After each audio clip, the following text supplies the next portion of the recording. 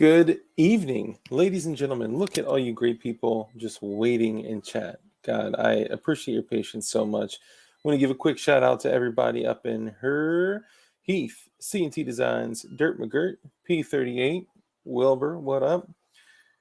Chana member, Sport Brand, what's up? What's up? Okay, and C&T, thank you for shooting out those signs. I haven't had the chance to get out to Dr. Crumps to pick mine up, but thank you again for that. I appreciate you. And we got Flying Rich. What up? Gerchop with his fish oil pills that he got. Thank you for sharing that. And I hear that Dirt McGirt had stuffed peppers for dinner. I cannot wait to hear what you guys had for dinner. I am stoked about that. I actually did stuffed peppers the other night, and what we did was we did stuffed peppers, and there's a bunch of things you can do, but if you do a mix of garlic and all of that, and you add in, here's the trick, you add in golden raisins, and then you also add in olives. So you get this like sweet and salty kind of. It's great. You'll love it. Okay, so who else we got up in here? Okay, I think KASC. What's cracking? Good seeing all y'all, man. I know we got some more. Joe Morris, good to see you, player. Good to see all y'all. The end is near. Beware. What's up, dude? Good to see all y'all. And hippies, don't eat hippies. T for Tejas, Scott, Angry Sarge, what up? Angry Sarge, man. Every time, I usually don't drink coffee in the evenings, but when I do, I only use an HCM Holsters mug. Gulp. I'm just kidding. It's actually empty. But appreciate HCM Holsters. If you guys want the best kydex out there, literally the best kydex in the business, it's ridiculous. Look into their holsters. We got an affiliate link for the channel too. So if you want to buy some dope kydex for your ish and you want to support the channel, you can do both of both. Oh, hold on. I'm getting a phone call.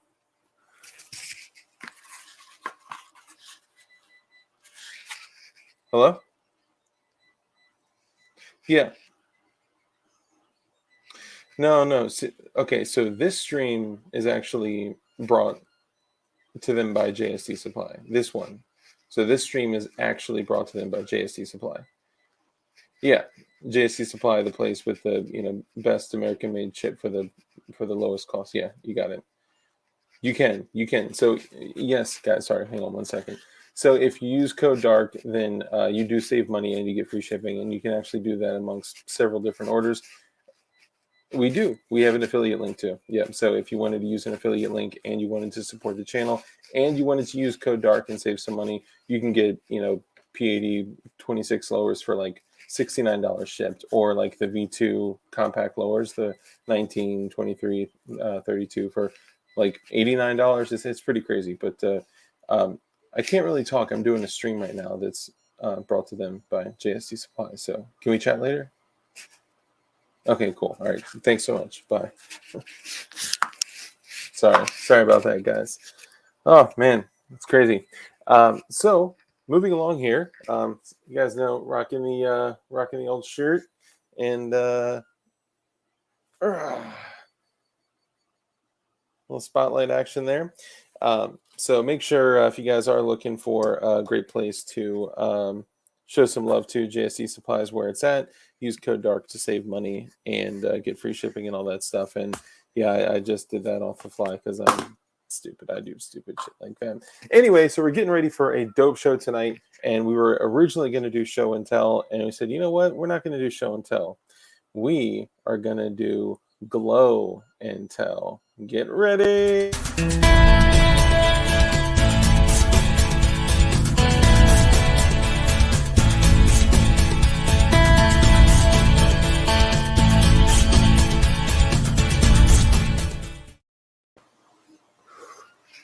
Oh, hey there. Okay, yes. So it's a little cheesy, but BV Luminous was like, bro, don't do show and tell. It's got to be called glow and tell. Couldn't agree more. And we got some strict guidelines for the show and tell, okay? Number one, the ATF is watching, so don't send illegal shit. Like, come on, bro. We've already got a story about that. You suck, brother. Go get your sign. I will. Oh, that's right. I got multiple signs there. That's what's up. If you do hear a 3D printer burring in the background, it's because I, got a 3D printer burn in the background. So that shit's cranking. Kurt24 says, evening. And this is where Gerchop says, Kurt24, who even is you, SA? Skip Green, what's up? And Kurt, it's not me, it's the community, man. They get a little defensive. Bob, good to see you. I want to ride. Opie, Angry Saj. I hear you love that mug. I do. I make love to that mug. Man Against the Masses, too many choices. No, I didn't get a hold of him. I'm just rolling with it. Thanks for rolling with it, brother. Thanks for letting a brother roll. Toy Town Inc., what up? Okay, all right, let's go ahead and jump into it. So, he said, "Dark, you funny shit, bro. Thanks. We got another celebrity in the building, y'all. P.A.T. Roof. P.A.T. Roof. Oh, and guys, if you're not watching the roast streams, the roast your build streams, you're tripping. Like the roast your build, it's like the best shit that ever happened to me. Aside from like my daughter and wife and stuff like that. Dean, what up? Chanamemba, Wave Slave. Man, it's great to see y'all, man. Wave Slave is a straight G. Skip, good to see you back. Thanakis, Lupus, the saltiest of the Wolverines. Okay, so let's go ahead and jump into it. They do. Roasts do rule. And just so Ralph doesn't come out like, yo, man, you're trying to jack my my stuff. We actually used to do show and tell a long time ago. So that you'll see it's going to be different than we're not doing like a roaster build situation. And it's not like just guns. There's a whole bunch of stuff like skills and PPA, skills and painting, refinishing, building, not just building firearms. Tactical Pineapple, what's up, brother? Texas Bullet, what up? What up? A whole bunch of stuff. But there are, of course, naturally a lot of firearms in there. So please, everyone, make sure that you please put in the chat what you had for dinner, and be as specific as you can, because I've learned that helps on several different levels. So a couple things. Like I said, we are going to do glow and tell, show and tell. He said, "Geez, I can smell the ugly in here." Dang. Oh man, that's a good one. I'm thinking of a third category for our it's a long story, but hold on. Oh, CRS, what's up, brother? Good to hear from you, man. CRS, if you're in here and I see your text and I'll get back to you, man. Promise. Bob, what up? If I didn't say what up, sorry. Okay, so now that I've effectively greeted everyone, so we are going to do show and tell, aka glow and tell. Funny enough, we say like Gun Doctor TV. What's up, brother? Funny enough, we say like, well, yo, like, don't send anything illegal. There's actually a story behind that, and brother, if you're out there, I hope you're doing well. Don't build illegal things out of Legos and then post them on the internet, because people get in trouble for stuff like that. I had cereal for dinner, honey bunches of oats. Man, that's awesome and sad at the same time. What a burger. Mushroom and Swiss. Excellent. Posted my first Pew Pew related prints in the Discord. I saw that, man. I actually grabbed one of those pics. It was the Arc. So you I don't like have to associate like username and stuff with it. Obviously, I want you guys to feel like you do have the anonymity. I want you to feel like as if you can be anonymous. So do your thing. If you want to shout out like, "Hey, that's mine," or if people totally like dog shit your picture, then maybe don't say that it's yours. But we're gonna be going over some of that stuff. Dinner, huh? I guess Delta 8, vape, and Xanax. AFT, they're prescribed dicks. Yeah, that's one thing that the AFT doesn't cover is that, but I'm sure they can refer you to someone that does. Um, okay, so wanted to do touch base because Tony Simon, unfortunately, seems like he forgot about the show tonight. We had made plans to do the it looks like he literally just saw the message. So let's see what happens. Who knows? He may jump in. If he does jump in, awesome. If not, we'll just do our thing. You know, we could take a stream and run with it. You know what I'm saying? Um, so we'll see about that. If we can have him on, man. If you guys don't know Tony Simon with 2A4E, that's Second Amendment for everyone, as it is. And he is behind enemy lines in Jersey, and he's doing a lot of great things, protecting people's natural rights. So, yeah, so we're going to have him on. If he's able to make it tonight, awesome. If not, we'll have him on another time. So if you're watching, Tony, don't feel like you have to jump on if you aren't prepared for it. It's totally fine. Otherwise, we're going to jump into a episode of Glow and Tell. But there's one thing I'm kind of tempted to not go over it because it's a pretty intense video, man. And I'm pretty sure that it will halt the this video. Not like Glow and Tell is the most important information to get out there, but people are doing a lot of cool things in these pictures, and they're doing things that they are able to do for potentially like black market businesses, self-sufficiency and things like that. Oh snap! I think we are going to have him on. And if we're headed in the direction that a lot of us think we may be possibly gearing up for a very difficult number of years. I don't know. I don't know what to expect. Right now, it appears that the mainstream media is trying to synthesize some type of,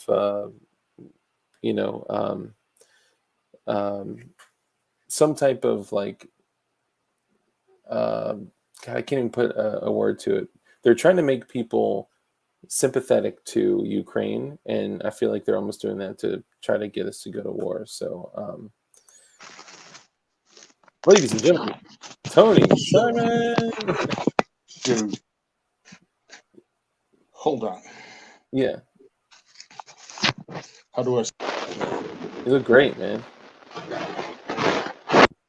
do you look or how do you sound? Yeah, this is like my tertiary mic. So one I'm not headset. pick. Oh yeah, I'm not picking you up too much. Let me see if I can turn up your levels here. And I'm sorry, man, if you need to come back on, like don't feel bad. Right. All right, give How me do a I, test. how do I Give me sound? test one more time. Woo! Okay. What about now? Okay, so you're much more clear now, but because the mic sensitivity is cranked up, if like any brush or of like any movement will sound like a tornado hit it. Just FYI. Yeah. I have a headset. This is my normal one, and I can't hear anything through it, but the mic sounds great. Yeah, that's no good. Yeah. So pretty much, I've ordered two more. Oh, Just really? so. Yeah. Yeah. I have two more coming. What I try to do is always keep a spare. Dude, I picked up a um what is that shit called? A blue hold on.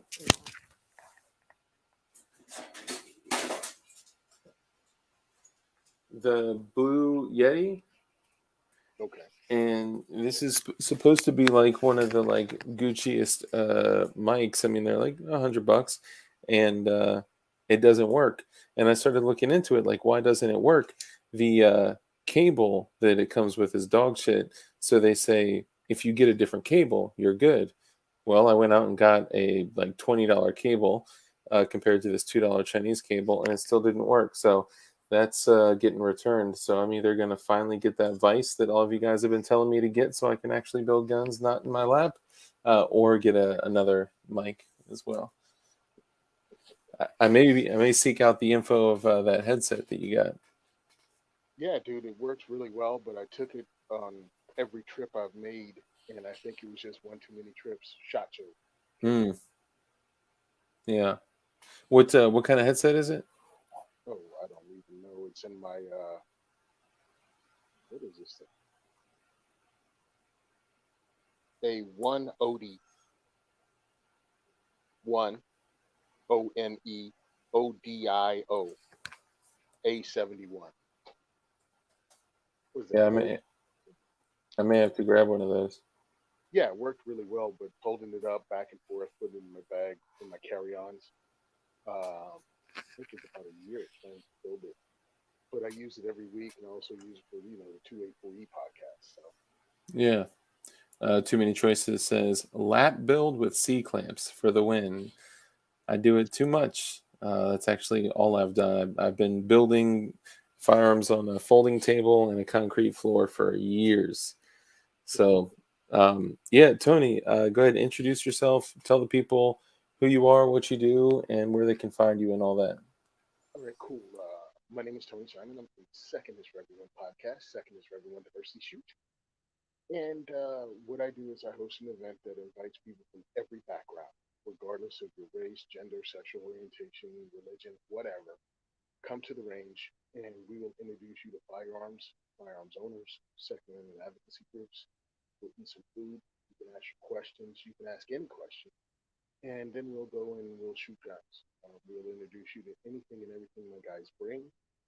And since I started working in Pennsylvania in 2000, what the heck, last year, since I started working in PA last year, those guys love bringing out full autos. So you come to my event never having shot a gun, and we've had many people do that, and in the night firing Uzis and MP5s and Tommy. So that's what we That's do. awesome. And now, like, you bring, let's say, your mom. Your mom has it on her bucket list. She wants to shoot it. Cool, bring her down. We'll have fun. No one hears to call names. No one here wears their whatever political anything because it's all about the Second Amendment. Shoot guns, and your mom feels comfortable. And the next event we have in 2 weeks in another place, she'll bring her daughter and her daughter in. And all Mm. of a sudden now you have people in your house shooting guns, and you were worried about, taking somebody to the range with your 1022. Well, don't do that. Bring them to my range. Bring them to my event, and I'll take care of that. You just have fun shooting guns. Like, I'll take the stress off of you that you don't have to run around trying to be a range safety officer and a firearms instructor to people you care about. Yeah, Just come to the event, and I'll introduce you to my guys, who many of them are firearms instructors, and almost all of them range safety officers. And we hand out, if you want to have that kind of relationship, you can hand out business cards where you get to know the people, or you'll find a range that you're comfortable going to. So it helps out everybody. It helps out the range. It helps my volunteers out if someone happens to be firearms instructor that has your business card out. And now that I'm working with, because I'm in New Jersey, that's where I run this out of. I've been doing it since 2015, but we also work in Pennsylvania now, and they even flew me out. The Nebraska Firearms Owners Association wanted me in Nebraska, so I did one in Omaha last year too. So mm. we get around, we're having fun, and it's about having fun. But we also want to introduce you to 2A groups, tell people the history of gun control, how they can fight back against gun control, and why they should fight back against gun control. So it's a Oh lot, yeah, but it's fun. that's awesome, man. I am getting a lot of feedback that folks can't hear you. Maybe try just the mic on the laptop. How about now? Oh man, so much more clear. How about you guys in the chat? Let me know. Yeah, that's much better. Um, so you've been doing this diversity shoot for since last year, you said? No, I've been doing this since 2015. Oh, 2015. I was going to say I thought it was going on longer than that. And some people asked where it is. You said primarily Jersey, but you're starting to do Pennsylvania as well. Yeah, we're out of New Jersey. I've been working here since 2015, Gun for Hire Range in Woodland Park, and then Recoil Range in Monroe, New Jersey. Next week, we'll be at Union Hill Gun Club. Um, yeah, Recoil, Union Hill.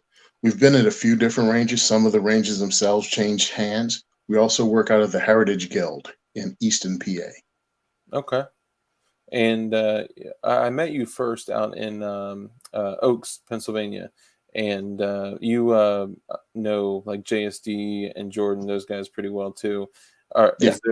Are you guys kind of collaborating at all, or We know each other from the Oaks. We've been on shows together, and then I think the first time we met in real life was December at Oaks. Then we ran into each other, of course, at Shot Show. yeah, So we're aware of each other. I don't know what Jordan's doing, but hey, listen, if he wants to work together, I'll work with anybody. I have friends in the industry because I've been doing this so long, and want to collaborate with different people just to make not only our brand grow, to bring awareness to what we do, yeah, because people do different things. Everybody has a different way to approach the Second Amendment and bring new people in. So no one's really my competition. We just collaborators, as far as I'm concerned, collaborators, friends, and allies. yeah, absolutely. I mean, I could definitely see he would. Yeah, everyone's saying that it's so much better if the audio is perfect. Thank you. Cool. Um, yeah, I could definitely see Jordan wanting to get involved, and I could, kind of jump in and do a little like nudge, like, "Hey, bro, like this is something you should get involved with." Um, I love what he did. I mean, I really love what he did with this 80 dude. That's a straight baller move. oh yeah. Now everybody may not know, but most of the folks here, that have been around for a while, they know. But yeah, tell them what you're referring to. All right, so Jordan is a large seller of polymer 80s. Um, Polymer 80 is the dreaded ghost gun, and he was doing the Oaks Gun Show, and they all of a sudden told him they didn't want him there because they didn't believe in polymer 80s. So he bought the show. He bought the entire show, and I was at the December event where he had like a huge display, and they were just selling polymer 80s like Lay's potato chips at like a Jenny Craig convention. Like they're Yeah, it going was left and right. crazy. They It they was they nuts. specifically set up JSD booths in every single like what do you call them, like the Uh, um Section. yeah, yeah, because the building is kind of like sectioned off, and once it was his, he was like, well shit, I don't have to worry about the cost of tables, right? So you know And also they had the gun makers class there. yeah, Rob Pinkins was teaching people how to actually build guns. I think it was Rob, or he had a part of it because I was yeah, in the room with him. The the gun makers 2A thing. 3D print, 2A 3D print was there too. I actually, funny enough, me, 2A 3D print, Rob Pincus, P80 Ralph, and who else came in? And we were all helping people, just educating them. So I want to be careful saying helping people. We were educating them on how to build their firearms. It was it Awesome. was it was dope, man. It was you know It big. was as America can be, bro. Hmm. And I was glad to be able to show up. I was there, hung out with John Crump, Flying Rich, all of you guys, because it was great because it's gun people doing gun people stuff. Hell yeah. And looking back at what happened with JSD and the attorney general getting involved and coming out and saying, "What's up, Double X?" The attorney general coming out saying, like, we kicked him out, like we got to win for these anti-gunners, and he's like, "How much?" Okay, stroke the check, ching. I'll just buy it.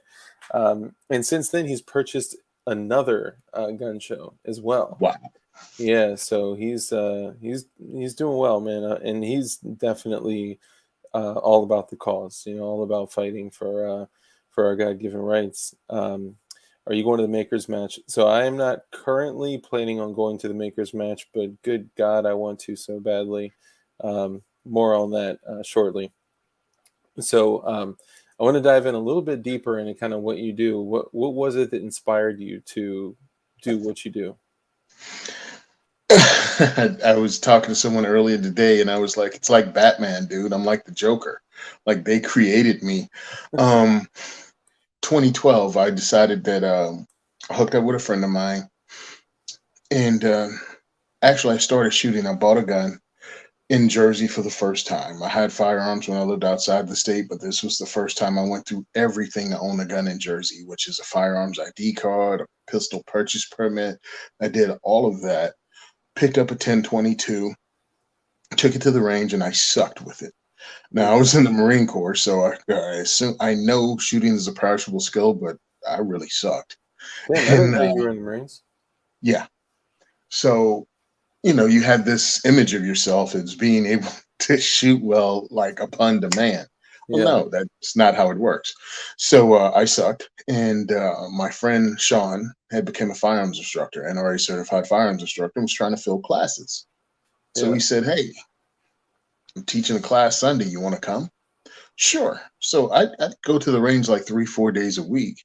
So that Friday I'd been at the range and I'd shot a 10 round group over the size of a pizza box, dude. I mean, it was horrible. Wow. And I took his class. And the next Monday when I went to the range, I put 10 rounds at 15 yards into a postage stamp size group. Hell yeah. And I was like, yeah, that's what it's supposed to be. Yeah. And I loved it. So I was like, I want to teach people to feel the way I'm feeling right now. So I went to Gun for Hire range in Woodland Park, Mhm. which is the range I ended up starting the diversity shoot at. I went to the range and I took a week and I became a firearms instructor, rifle, pistol, shotgun, and a range safety officer. Like I took all the classes back to back and knocked them out. And do you in Jersey? Do you have to do the DCJS, or is that something different? The Department of. No, Okay. All right. nope, didn't have to do any of that. Just did the normal qualifications for, the NRA, the basic instructor class, and then you have Yeah. to take each of the other classes. Plus, I'd already taken rifle, pistol, and shotgun, NRA first steps, Okay. from Sean. So we're talking a good amount of money, and you're into this, right? Yeah. Yeah. Yeah, so I was like, all right, we'll hang out our shingle and we'll start instructing people on how to be firearms instructors. Go through the trouble of trying to find a range. We actually had one. And then Sandy Hook happened. And Mm. New Jersey had, I think, 86 different bills lined up to just crush firearms owners. Oh, it was everything. They all have them in a drawer somewhere and they pull them out every tragedy. Just pop. Here's our book of hatred. And they just it was everything from reducing the magazine capacity from 15 to 7 was initially what they were going to do. Raise all the fees 1,000% that you'd have to have in the state. Like Wow. at this time, if you have a firearms ID card, I think it's like 5, 12, $20, something. I forgot what it is, and it's for life. It's all your information, but it's for life. Oh no, they wanted a renewal. They wanted to make it $50 and something. It was just ridiculous. So that started Ridiculous. me actually being an advocate and fighting for the rights. We sat down and wrote a letter. It took all day. We penned a letter, and I used social media. And this is in 2012. I took a picture of it, and I was like, "This is the letter we wrote. If you want to fight and you want to write your congressperson or your legislator, use this as a template or copy and paste it. I don't care." Hmm. And that got us in the advocacy. Mm. And then just from there, I became more and more active. I joined Second Amendment advocacy groups in the state. Of course, I was in the NRA when I thought they were they were actually pro gun. Um, so I did all of that, and eventually in 2015, after testifying and not seeing anyone that looked like me in the assembly that was actually pro gun, I was like, we need to recruit people that look like me and sound like me, from the same background, because people were saying that black people didn't own guns, or they were just anti-gun, or they were all Democrats that didn't want. It was just the dumbest things that people were saying. So I went to Anthony Calandro at Gun for Hire and asked, could I host an event there, and that's what got us Mhm. started in February of 2015. Wow. Well, it's interesting that you bring that up, and just with everything that you do and everything you've been doing. I grew up in an area not too far from Washington, D.C. that was more urban than where I'm at now. And it was almost like in the black community, firearm ownership was looked at as something that was like only illegal. Like if you had a gun, it was because you were up to no good. And not always, right? I don't want that to Yeah, sound. but that's the stigma. Yeah, and I think obviously times have changed and things have changed. I think a lot of it is people like you. We've had Kevin Dixie on the show. What was it, Maj? Um, so many people doing a Never lot. heard of any of those people. Yeah, Yeah, I know, right? Who? Maj and Kevin. It's funny because Maj started in February of 2015 also, and so did NAGA, the National African American Gun Association. All of us started in February of 2015. Phil Wow, Smith. Yeah, dang. that's crazy. I don't Yeah, know. I totally think it was unrelated just to each enough. other. It was crazy. None of us knew each other, and I think it was just time. Oh, also Diana Mueller started the DC project same time. Damn, that's crazy. Wow. Yeah, You never know, man. Things happen for a reason, right? I think what happened is it was just enough. It was pushback for the anti-gun policies they were trying to shove down our throat on a state and national level, Yeah. and it just hit a crescendo. And all of us were like, we have to do something about this, totally separately, obviously. And they've done it differently, but enough was Yeah. enough. All right. So I know you have a great sense of humor. Chuck Norris Gun Club says, "Naga, Bah, really?" yeah, believe me, yeah. I mean, Hey, I support it. I you support it. remember it. Yes, You remember it. absolutely remember that. Because when you said that, I was like, "Hold on, like what?" My brain was like, "What'd you say?" Yeah, Uh, yeah, the but hey, National African American Gun Association. okay, all right. Because if he wasn't going to say something, I mean, I definitely was. Um, what's up, Farmer James? Good to see you, man. Um, oh, the story about Gay Street. I promise we'll hit the Gay Street story. We'll definitely do that. Um, so you had kind of painted a picture at what a shoot looks like. You do. I mean, it's not like a you know free like event. Like I mean, you're feeding these people. You are entertaining them and educating them and bringing firearms. A lot of times NFA firearms, machine guns, and I mean, you have relationships with sponsors. You like how are you pulling this off? You people, people donating money What do to you Patreon. mean? You Yeah, okay, sorry. you people that are willing to fund it and put their money where their mouth is. So if you go to diversityshoot.com, you'll see where you can, join our Patreon and donate on a monthly basis. You can donate through PayPal. We have swag, but that's how we're paying for it. When I started it, I wanted to do it for free, and I did. I did it for free for 3 years. Mm, And a couple of things happened that made me start asking for money or charging. One, people would say they would show up and wouldn't yeah, because it was free. They had no no buy-in. dog in the fight. Yeah, yeah, And then the range was like, we need $10 for each person to come in. I don't know, for to be paying customers, I guess. I don't know what they were, but it made sense. I mean, hmm, to rent a gun at that particular range, one gun, one box of ammo was like $70. mm, And I was giving people from 6 to 9, and we were shooting all kinds of guns for free, and they were doing free rentals. So $10 wasn't much to ask. yeah, yeah, Um, so they were like, I was paying for pizza. It was like between $80 and $150 every time. And I would try to pay for it with raffle tickets. We would raffle items off. We had swag. We'd make swag bags. So it's like $100 worth of stuff from sponsors yeah. per bag and $5 a ticket. So that would pay for the pizza. So if we have a successful event, we had enough money to pay for pizza without me digging into my own pocket.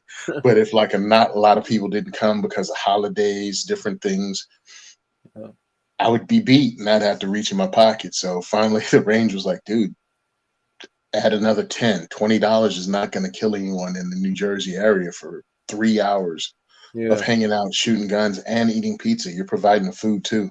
And So you're that's what actually made me start charging money. Just so if I have a successful event, great, it pays for the food for the next one.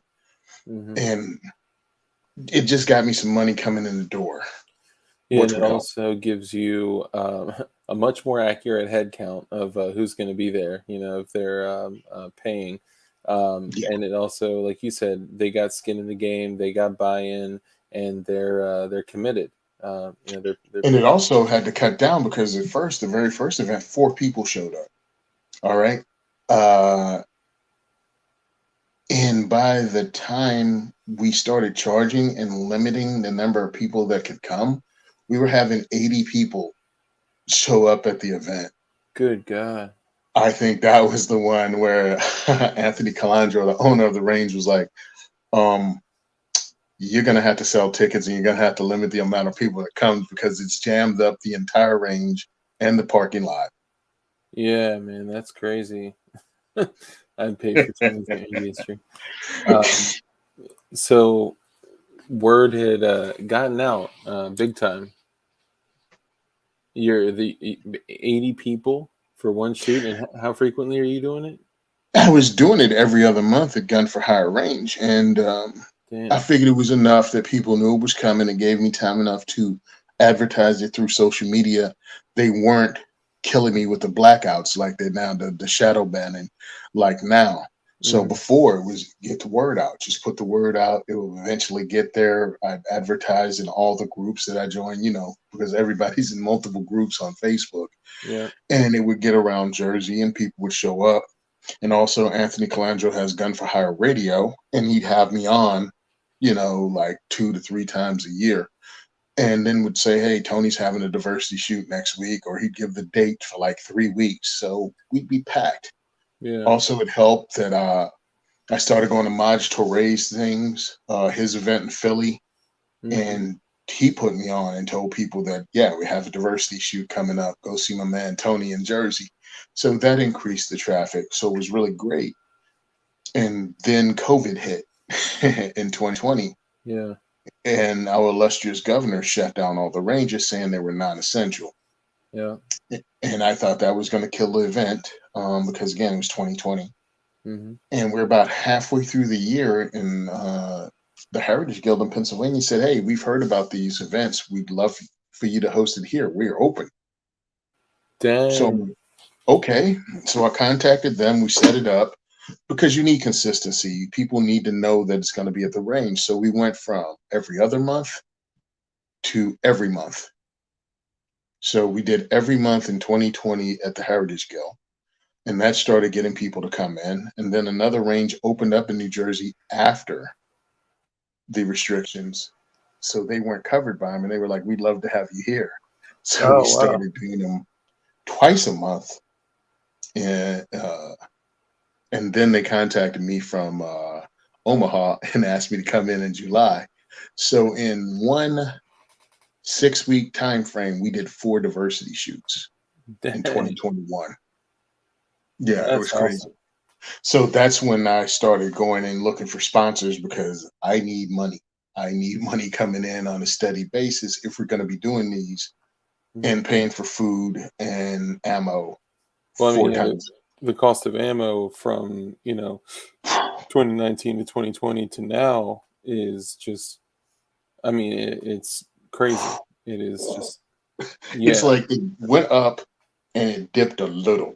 Yeah, very little. And it's funny because kind of seems like that's a trend for most things. It's like once it hits the peak, does it go back down to the cost that it was? I mean, every now and then with some things it will, but man, Well, it's luckily, because I'm a firearms instructor and I'm also a dude that tries to prepare for a rainy day, I hmm. tried to buy as much ammo as I could when I could for the nice, decent prices back in the day, $9.99 for 50 rounds of 9mm. Yeah, yeah. So I had it, but the two things I didn't plan on was, of course, us increasing what 400% Yeah. the number of events and also the insane price of ammo. So those things I couldn't factor in, but I wasn't hurting. And then we have good people that reach in and donate.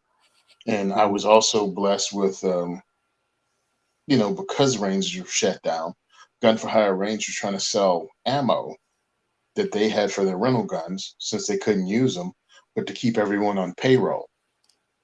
So I was able to hoard a little money and pull a little money from here and use tax return money and purchase a few thousand rounds Nice. from him. And I And looked at it, support it the was, range. yeah, it was supporting the range and keeping the range open. And it was also helping us out so we can continue to host events. Nice. And when people heard about it, they themselves bought more ammo from him and donated it to us. So Wow. that was crazy and keeps you humble. I mean, it makes you realize other people believe in what you're doing. So just keep doing the right thing. Yeah, man. I mean, you're definitely making a big impact. That's for sure. How many people do you think that you've touched through these diversity shoots? It's funny because I was trying to think of that. It's part of the thing when you're talking to sponsors, you're trying to talk about how many people you've affected, how many people you meet. Yeah. And I'm like, we're at thousands a year. I mean, if you really think about it, the people come to the events, they bring their family and their friends and they talk about it. We had one guy named Nashim. He's a lawyer now, but he just started going to college. And he was like, dude, I can't make it because you host them on Thursdays. But as Mhm. soon as I graduate, I'm coming and I'm bringing all of my friends. Well, man, he graduated and showed up with like 6 fellow students. Like, hey, man, I've been Dang. telling about this for years. And that's a guy who'd never been to one, but Yeah, had heard about him and talked about him for years. that's awesome. Yeah, so that's the kind of thing we've been seeing, which is amazing. So yeah, that's how I count. Do I do a head count? No, because we didn't really start selling tickets until like 3 years ago. Yeah. But I mean, you'd say likely thousands of people. Yeah, thousands of people. And Thousands. that's considering the people that came out, but the people that just see this on social media, on, shit like this, that I mean, it could be in the double digit thousands of people that are. Well, when they find out and they get motivated to do their own thing, understand no man is an island. That whole whatever you do can affect others. And I've been told by people I've motivated them to do the same thing, maybe not officially, but at least it got them to go, yeah, I can bring a couple of people to the range like a couple times a month.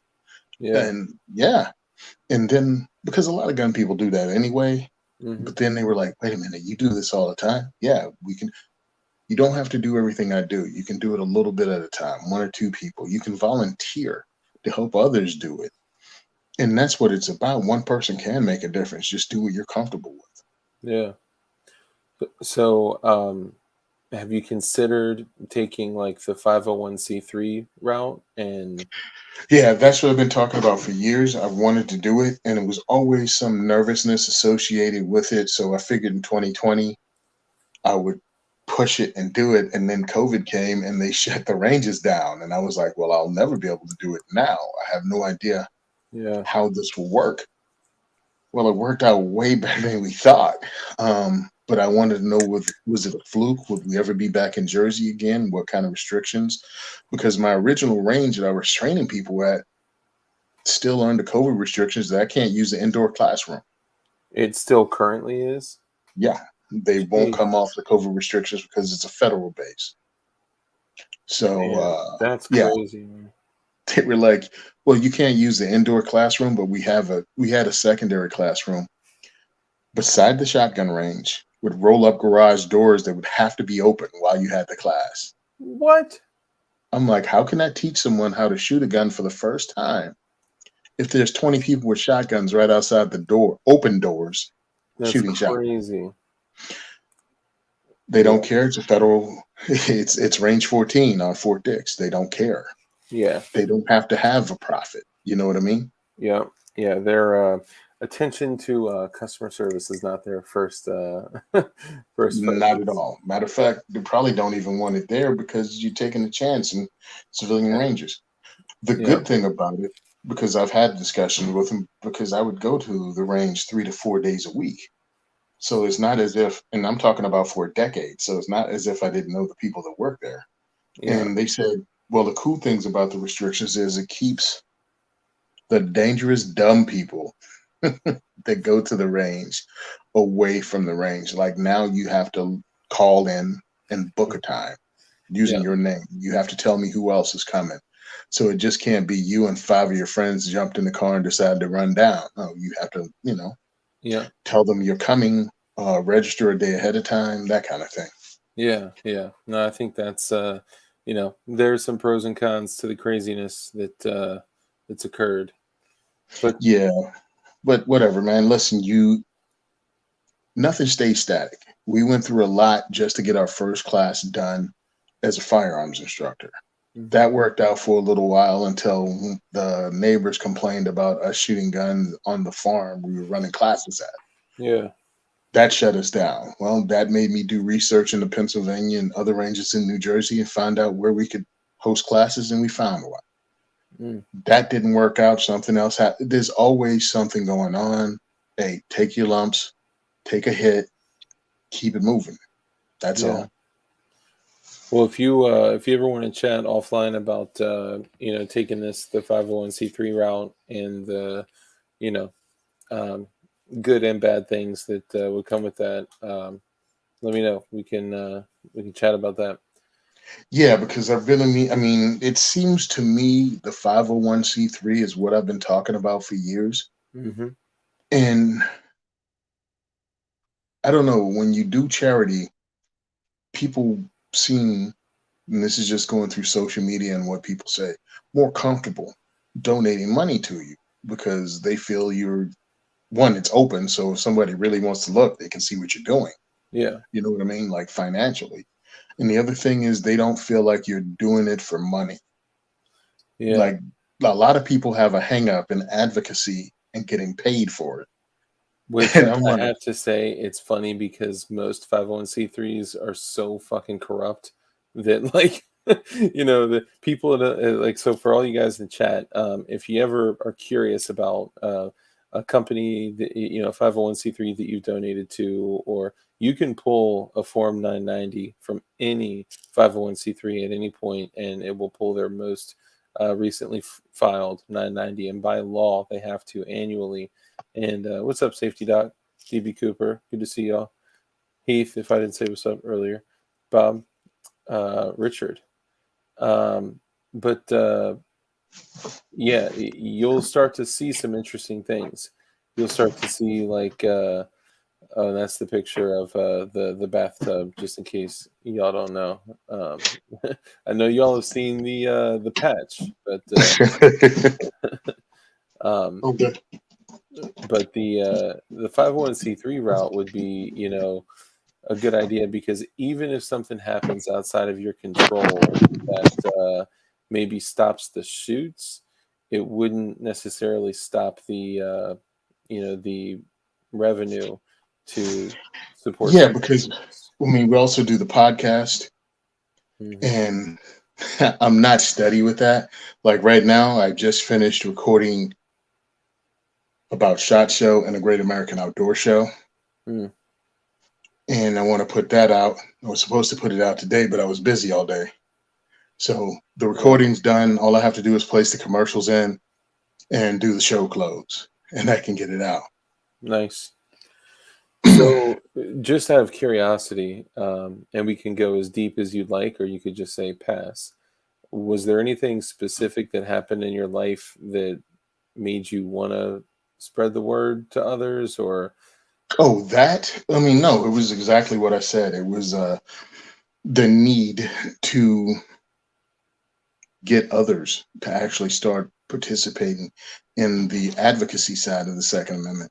yeah, And also, you want to introduce people to firearms in a safe, inclusive manner, yeah, and not using the words like they use it for politics or things like that. But yeah, genuine, sometimes, when gun people talk about guns, and I'm talking about guys, Mhm. we're talking about it from a manly perspective that everybody knows what this is. You know, everyone knows an AR-15 and how to run. Well, no, not everybody does. Not everybody's even into it. We forget that sometimes. Yeah. And we also forget that everybody's not a dude. Everybody's not in the prime of their life. They don't have the dexterity. And some of them don't have the interest in knowing the difference between 9, 40, and 45. They just want something to protect their families. Mhm. So I think it was kind of our effort, even the students we had when we just did training, that we wanted them to be comfortable with that and know you don't have to know everything. You have to know safety. You know, have to know the fundamentals of marksmanship, Mhm. but that's about it. Like you don't have to go any deeper. You don't have to know who makes the best 1911. You know what I mean? You You don't have to have to know. know these four things. Yep, those four things, and just I think you can say what you want about the NRA, and they've earned every bit of hatred that they have. Hmm. But you can say what you want about the NRA. Their basic firearms program is really well done for teaching general basic firearms manipulation and fundamentals. Yeah. And we wanted to make a show that you can come in not knowing anything about firearms and glean some information from it without us going too technical, talking about, 1 in 8, 1 in 7, 1 in 9 twist rates, and, Yeah. 223 wild, 223, and 5.5. Just no, that's way too deep. And people don't need to know it. But also, as a gun owner, you could listen and have fun and follow us, but also learn about advocacy and legislation where you're from. So we started talking about it in different states. We also started discussing when primaries were taking place in different states and for you to pay attention to that. So we wanted something for everyone.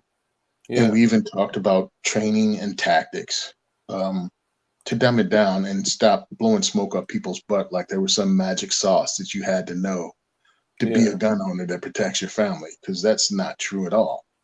People every day in America protect their family with zero training, not even hunter safety training. Yeah.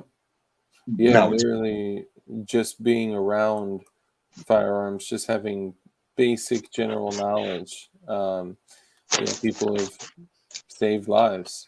You know. yeah, just having the knowledge, also being safe with it. I mean, that's what we try to post because that's the most important thing. We don't want anyone to get hurt or hurt anyone else because of being unsafe. Yeah. For sure. Um, what got you into firearms in general?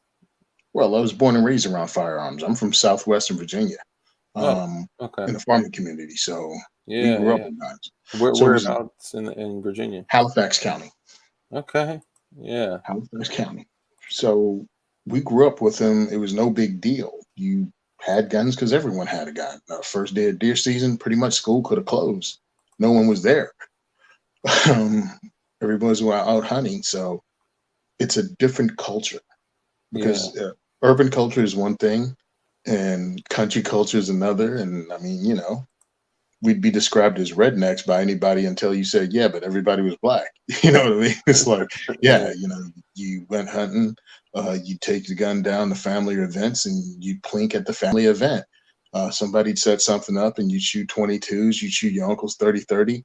Like, that's what we Yeah. did.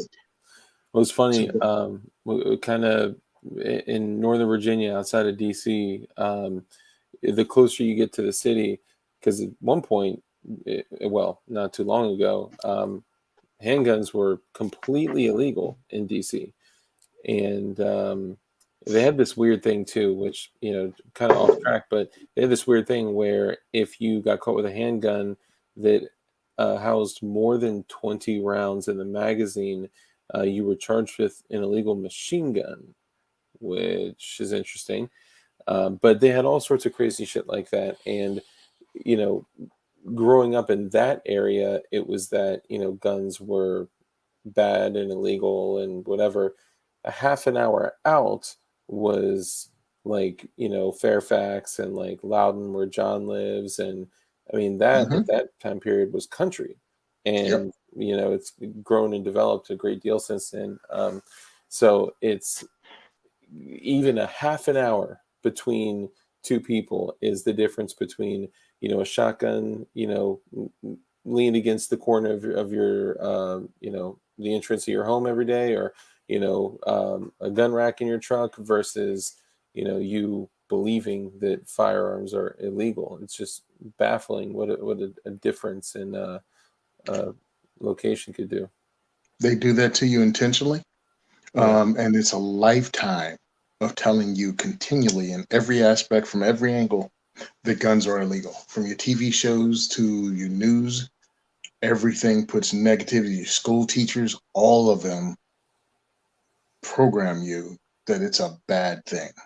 Yeah. Especially in places like I kind of feel like you're behind enemy lines. Yeah, I've listened to it.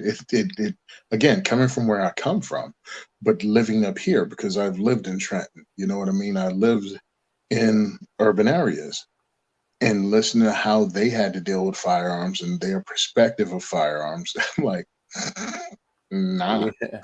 that's not what I grew up Like with. we just go to the store, we buy a few ARs, and then we just go home, we assemble them, and then yeah, it's crazy. It's a polarizing perspective there. Um, Damn, Trenton, that's a rough. Trenton, Patterson. What's that other Yeah. spot with the Oh, train you want tracks, right? Trenton, Patterson, Newark, Irvington, Camden. I can keep going. These are all places in Jersey that are just have a reputation of being high crime areas. And And some of the best heroin spots in the country. Just wanna. So ah, I joke about it, but I used to be an addict. I've been clean for over 11 years, and nice. actually, um, there are a few spots in Jersey and Philly that are literally the like heroin capitals of like the country. It's terrible. It's sad. Yeah, it is. It is. But I mean, I'm I'm like politically, look, dude, you do you. You have to live with the consequences of what you do. And when Mhm. you need help, it should be there for you. But Yeah, that's just me. yeah, That's yeah. just me. Why you make one thing so illegal that you could be locked up for the rest of your life, and the other one is just fine if pharmaceutical companies sell it to you.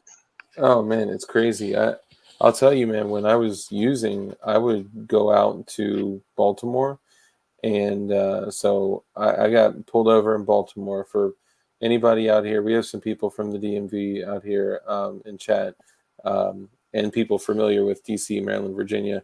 Um, I would go out to Baltimore, go out to the city, Potomac Gardens, Berry Farms, Buzzard Point.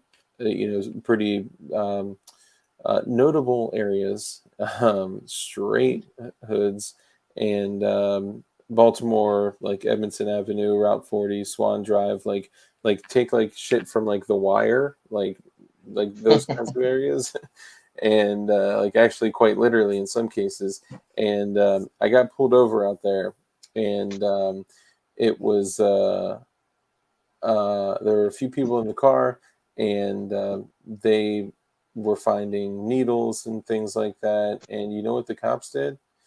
They threw them on the ground and stepped on them and broke them. And I'm like, dude, out where I'm from, like just that alone is felony possession of narcotic Paraphernalia. paraphernalia. Yeah, Yeah. and then they found one round of blue tip 5.7, flipped out, everybody cuffed, everybody stand, they took it as evidence, because like out there it's like it just blew me away. Like you would think that what's killing more of our people every single day, our people, human beings, right? What's killing more of our people every single day would be, monitored and restricted at a higher level, as opposed to one 5.7 by 28 round that they basically called the freaking SWAT team for that shit. Yeah, because all of a sudden it's officer safety, and they're thinking about getting home. They don't give a crap if you get home or not, Yeah, for an OD. But oh, yeah, you want to kill us? It's like yeah, no one was thinking about you, but cute. yeah. So Like you pulled me over, dude. yeah, But no, I mean, it's I get it, man. I mean, you know, but we a while back used to do something on this channel. We would do show and tell, where people would send in like pictures of their guns, and we would do kind of a review of things. And we have a little bit of like a play on words here. We call each other glowies. Glowies is a term for feds because everyone is a fed on YouTube. Uh, and we're gonna do a round of glow and tell. And if you're down to stick it out and roll through it with us, we had some folks from the Discord, also a few folks that emailed me last minute, showed some pictures of guns, shit that they built, just kind of skills and abilities. Because we're kind of I wouldn't say we're just a gun channel. We go over a lot of just like independence, freedom. Just, there's yeah. so much. Oh shit! Hold my guns. Hey, good to see you. Oh, thanks for talking about this, Dark. Proud of you. Oh, we love you. You're awesome. I actually got your patch like right there, but it's out of distance, and I'd have to unplug my mic. But guys, check out Hold My Guns. They're awesome, and I think actually you're doing or did a very unique panel with Tactical Pineapple about mental health and firearm ownership. And I think that's an important topic. If you already had it, I may have missed it. I'd really like to go see that. So check out Tactical Pineapple's channel as well. Um, if there, Sarah is awesome. yeah, Sarah and Genevieve are great. They've been to my diversity shoots. They've supported the work we do. yeah, They're well, good people in the firearms industry trying to make a difference. And because they care about people, they care about human beings and saving lives. And when 2/3 of the firearms related homicide is suicide, don't tell me you care about the children. And that's why you push these gun laws when you're only talking about mass shootings, which is maybe 1% of the deaths.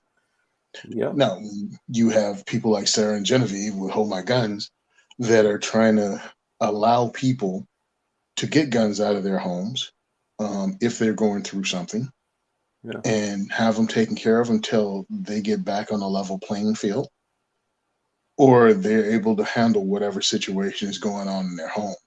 yeah, But when you live in a state like this and they make it illegal for me to do that, yeah, they make it illegal for me to take my firearm and go to an FFL and go, can you hold this for me? No, no. yeah, That has to background check everything, each gun. You can't financially recover from it if you're a gun collector or a person that has more than one or two. And I can't even drop them off at a friend's house. That's illegal. That's what I was also gonna say. You can't go to a friend or even a family member, right? You Nope. you can't. Yeah. See, and they did in Virginia. They made private transactions illegal, but if you read very deeply through that ruling, they immediate family members. You're able to exchange firearms with immediate family members. Um, but it's interesting because I feel like there was a time where like me discussing my struggles with substance abuse in the past and things like that, the stigma around that was so just bad and negative, and we don't talk about that.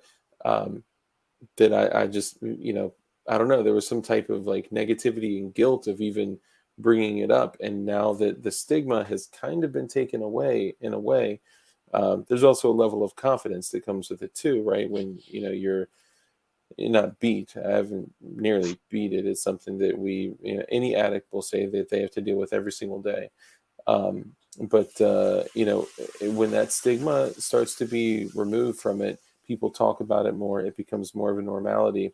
And when people may be struggling with something like any type of issue, like psychologically or with mental health, or maybe going through a really stressful situation, may not be able to have a family or member or friend or someone take their firearms, or maybe they're just going out of the country for a few months and Yep. want to take their guns.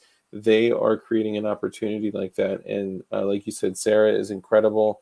I, I think what they're doing is special because they're also removing like the fear of a lot of things that we do and do not do in this country are due to a fear of incarceration, right? Or a fear of losing our rights. And it's a possibility that some people may say, man, if I say I feel like hurting, and hopefully no one takes this out of context, if someone were to say that they feel like hurting themselves or others and they have a big firearm collection, well, if they go talk to somebody about that and their ass is red flagged, I mean, they're short. Even if they are released, all their guns are gone and could possibly be gone for a long, long time or forever. Who knows? But this is allowing people to go through an alternative method of safely getting their firearms to an FFL to safely hold them while they safely go through and decompress and maybe get their guns back, maybe not, but at least they won't get their ass locked up and lose their God-given rights. Yep. Yeah. And again, that's what the firearms industry itself is doing. Yeah. You know, Yeah. it's nothing mandated. It's nothing you're being forced to do by your government. This is private people doing things to help. Yeah. Hell yeah. Sarah said, well, I imagine it's Sarah. Highly recommend Diversity Shoot whenever I can attend. I do. I have brought non-gun owning friends to Diversity Shoots, and it has changed their minds about guns and about rights. 100% nice, man. That's awesome. Yeah, Hell yeah. Sarah's great. She always brought people with her, family, friends, whatever. And that's what it should be about. I mean, we want to introduce you to this thing, even if your family already knows guns. But hey, here's a chance to shoot a lot of different guns because Yeah. it might not just be your family's time. I mean, next time they go, hey, we should bring our cousin, we should bring my friend from work because I've watched that happen and watched the circles grow. Yeah. And that's something too, watching it grow by having someone take, everybody has that one adventurous friend. Yeah. And that would be the person that showed up at my event. And we try to make it great. And then they'll show up with two more friends next time. And Yeah. slowly, what you're doing is getting rid of the stigma that's been put on you by society, depends on where you're from, Hmm. about guns being bad. And even if you are like us and like we're in the firearms, but we don't know anyone in our area that is in the firearms, Yeah. well, now I just introduce you to a whole bunch of people that are. Feel Yeah. free to talk to them. I actually instigate and encourage people talking to each other and swapping information, IG contacts, and things like that. Because now you can find yourself a group of guys to hang out with or girls to hang out with that shoot guns. And I invite people from A Girl and a Gun to come out. Sandy came out to ours, and she runs the Lehigh chapter in Pennsylvania of A Girl and a Gun. Sandy TV. No, not Sandy TV. Oh, that was the first person I But thought. yeah, I cannot think of Sandy's last name, and it's like that long. Moyer Maker, Usher, Brom. I Oh, good. apologize, but yeah, she's come to my event, and she's brought her friends, and she talks about how she became a competition shooter, and she's a firearms instructor and has her own company. But she That's talks awesome. to females about how, well, talks to everyone, but about how she got into it. And I'm gladly doing that to introduce people to every aspect of firearms ownership. It doesn't only have to be advocacy. It could be competition shooting. It could be Yeah. hunting. Um, I'll use it because guns are more than just one thing. It can be one of the ladies we have, she was 16 when she started, or 15 when she started coming to different events. She's a competition shooter that shoots 22s and she's sponsored. Hmm. Um, one of the girls that I testified in Trenton with, she was 10. she's 18 and going to college now. You know what I'm saying? Like, and she's a Well, sponsor shooter down south. So it's a lot of different things. And what I try to make people understand, especially in the urban community, is like, you can get a free ride through college being a shotgunner, right? I'm like, you can bust plays. They have thousands of kids across the country shooting in shotgun clay tournaments and winning college scholarships, partial yeah. scholarship. There you go. Sandy, come on, man. Zettelmoyer. Zettel, I cannot get her last name. Thank you, Sarah. And It's people like, totally understand why I couldn't remember that one, right? yeah, I don't remember it now, and I literally just said it. Dude, Sandy is one of the coolest ladies ever. She has badass CZs as her competition guns. Nice. She's funny. And if you want to check her out, Riding Shotgun with Charlie. Charlie has done Oh yeah, uh, interviews with Sandy. I'm sure he's done interviews with Sarah. I try to catch him, but sometimes all the podcasts kind of blend in with each other. yeah, But yeah. Charlie has done a lot of interviews with advocates, and I think as gun owners, we should at least know who some of these people are and maybe support them if it's nothing but like a buck. You know what I mean? Yeah. Because way too many of us have been brought up to think advocacy is having that NRA membership and that's it. Hmm. It's not. It's not. There are a lot of people out there doing a lot of good work, and we should support them if we can. And I'm not Yeah. telling you have to. Like, oh, you're not being a good gun owner if you don't give these people money. No, but at least be aware of them. I mean, the minimum you can do is share their post on social media. Absolutely. Share Yeah. their post. I mean, hell, dude, I don't need to see you eat another bowl of cereal. I don't need another picture of that. Yeah. Like, why don't you put something up when Sarah's doing something, or when Diversity Shoot, or when Maj, or anybody Yeah. um, is hosting an event or puts out something about advocacy? Use it, even if it's not in your area, to spread the word, because you have to break what is it, the analog, uh what is algorithm, to Oh break yeah, the yeah. algorithm, because they really try to suppress Oh yeah. Big. everything firearms related. Yeah. I mean, I'll tell you just firsthand from I mean this channel that you're on now has less than 3,000 subscribers. Okay, I started it with the number one gun tuber that like existed, which is Dugan Ashley of Carnicon. I've had every single, I mean, everyone from, I mean, of course, John Crump and all those guys, love them, Flying Rich. Never heard of her. Oh man, that was good.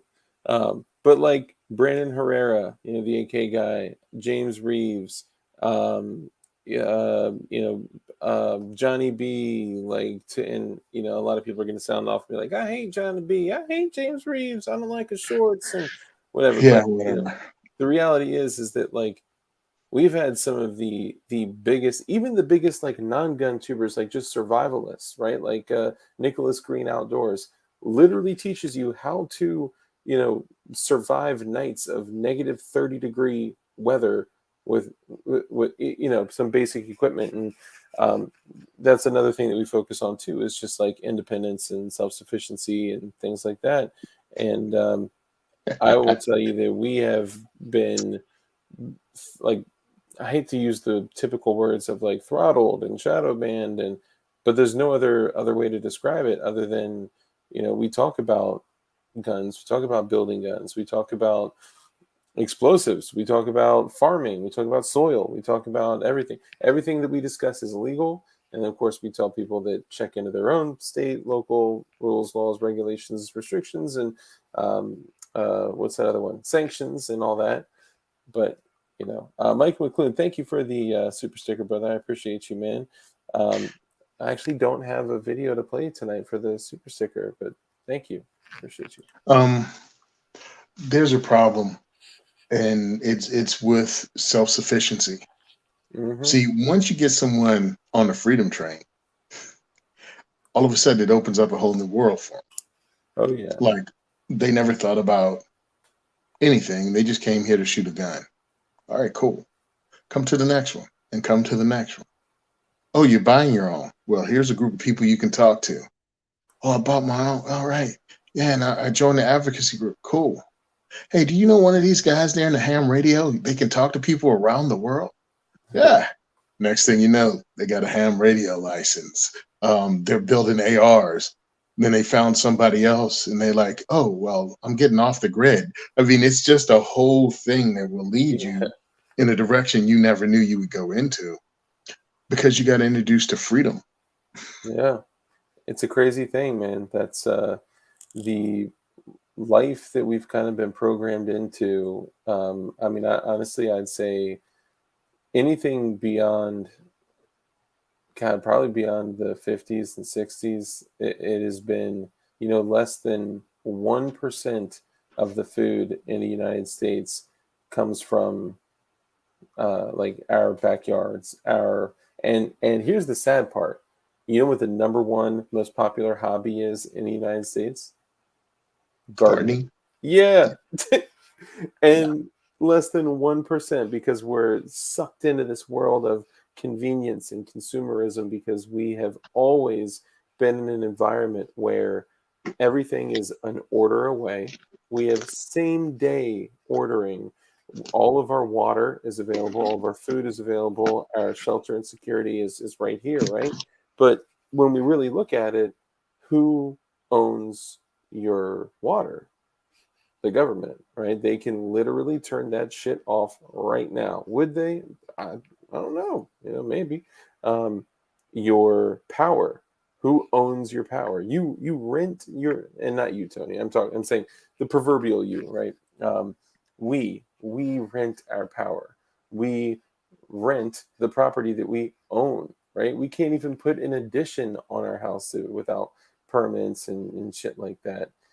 I mean, we're in this little world of convenience, and I have a feeling that it's a possibility that what is going on in the world around us may open up our eyes when truckers stop coming into work, and our whole system is affected, and we are encouraged to go to war and or support others in war. And I mean, they're saying just right now, we've already dealt with massive inflation, and they're saying just right now, we could expect, this was the president of the United States Bakers Foundation. He said to expect another 12% increase over the next like 30 days of food, of specifically grain, corn, and some other things. But yeah, so get your Yeah. water right, get your food right, get your guns right, get your ammo right, and all that stuff. You're easy to control when they control all of your resources. Like if you have a lake on your property, you don't own that lake. Government does. You Yeah, can own all the property around the lake, but the lake, that water belongs to the government. In Jersey, they worked at, and I think it is illegal for you to collect rainwater here. yeah, it's illegal in most. It's illegal in Virginia too. Yeah. You think they did that for your benefit? Was somebody doing evil things with rainwater? No. Oh, we have. Hey, Bubba says, y'all boys will let the politicians erode the second even more, just like our ancestors. Well, Bubba, you must be new to our stream, so welcome. And I'm known for giving second chances, so chat, try not to eat them up too bad. Bubba 1911 is antiquated tech. Let's stop using them for EDC and any other application other than exhibit viewing in museums. Okay, thank you for your opinion.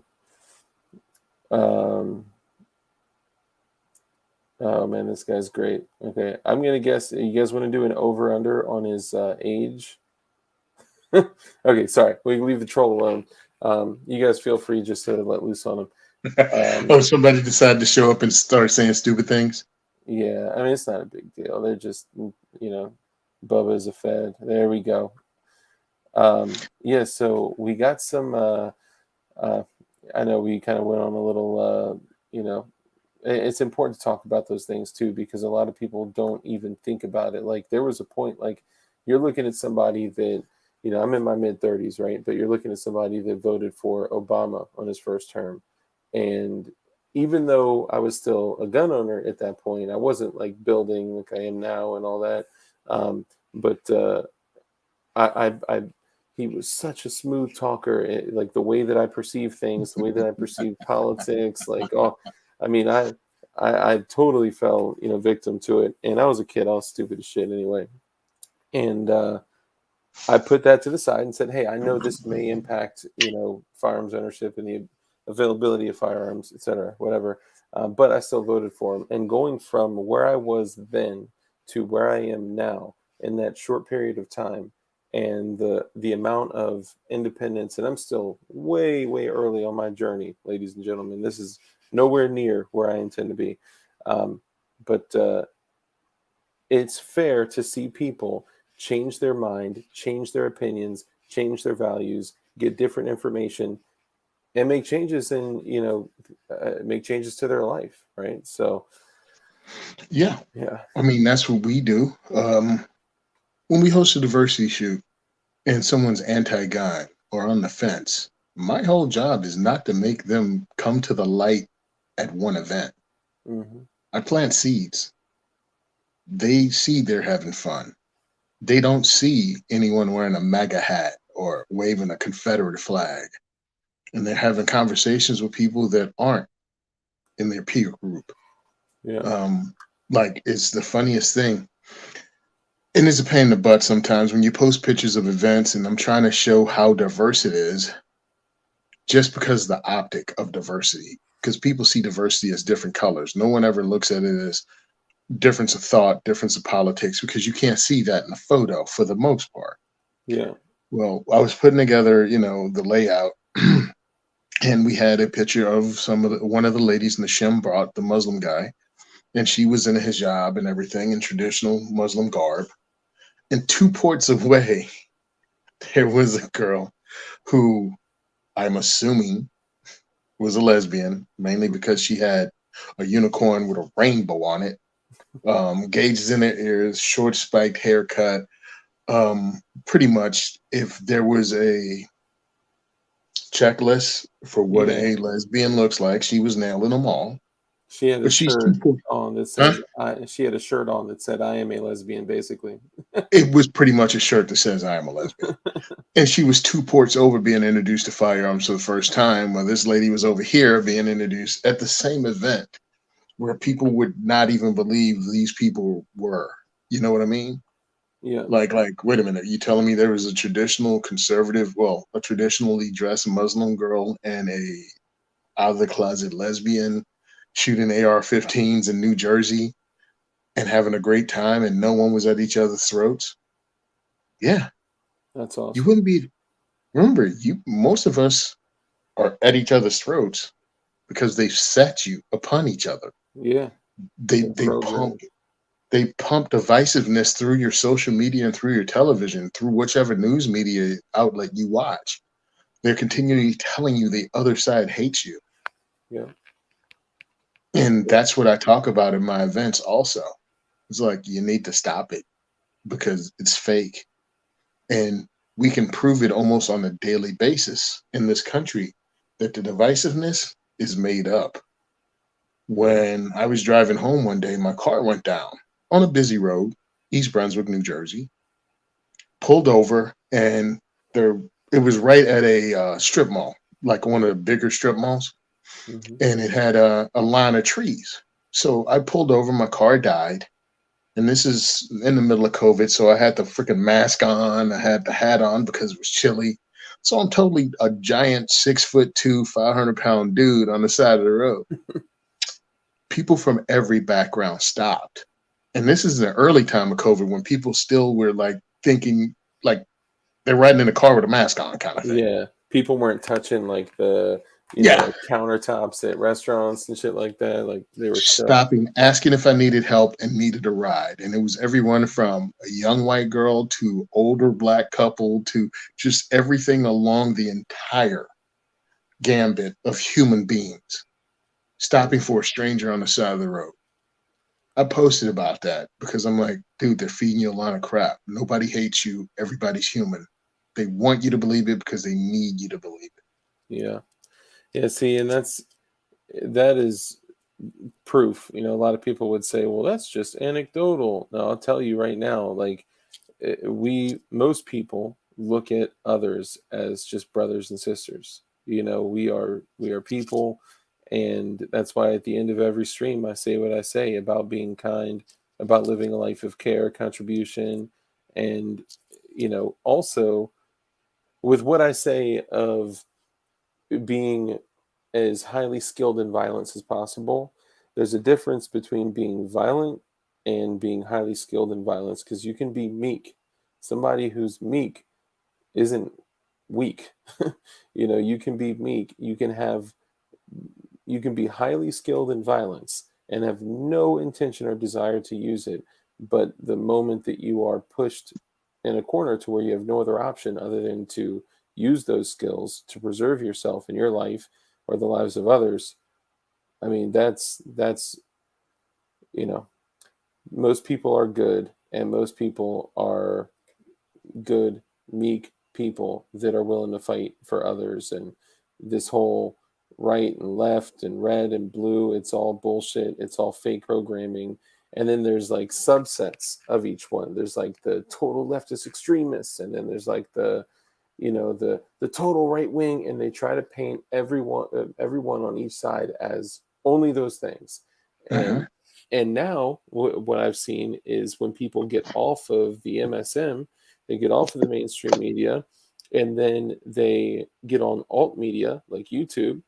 Then they come across a YouTuber that they may agree with, and then they just take whatever that YouTuber is saying as face value, and that's gospel, and they run with it, and they fall into the same shit that they're falling into with the mainstream media too. So we have to analyze and come to our own conclusions based off of facts. It's sad and it's way too commonplace because people don't question things they agree with. Maybe you should. Maybe you should get a little contrarian and look into some of the things you believe in. That's one of the good things about the diversity shoot that I found that I didn't know Hmm. is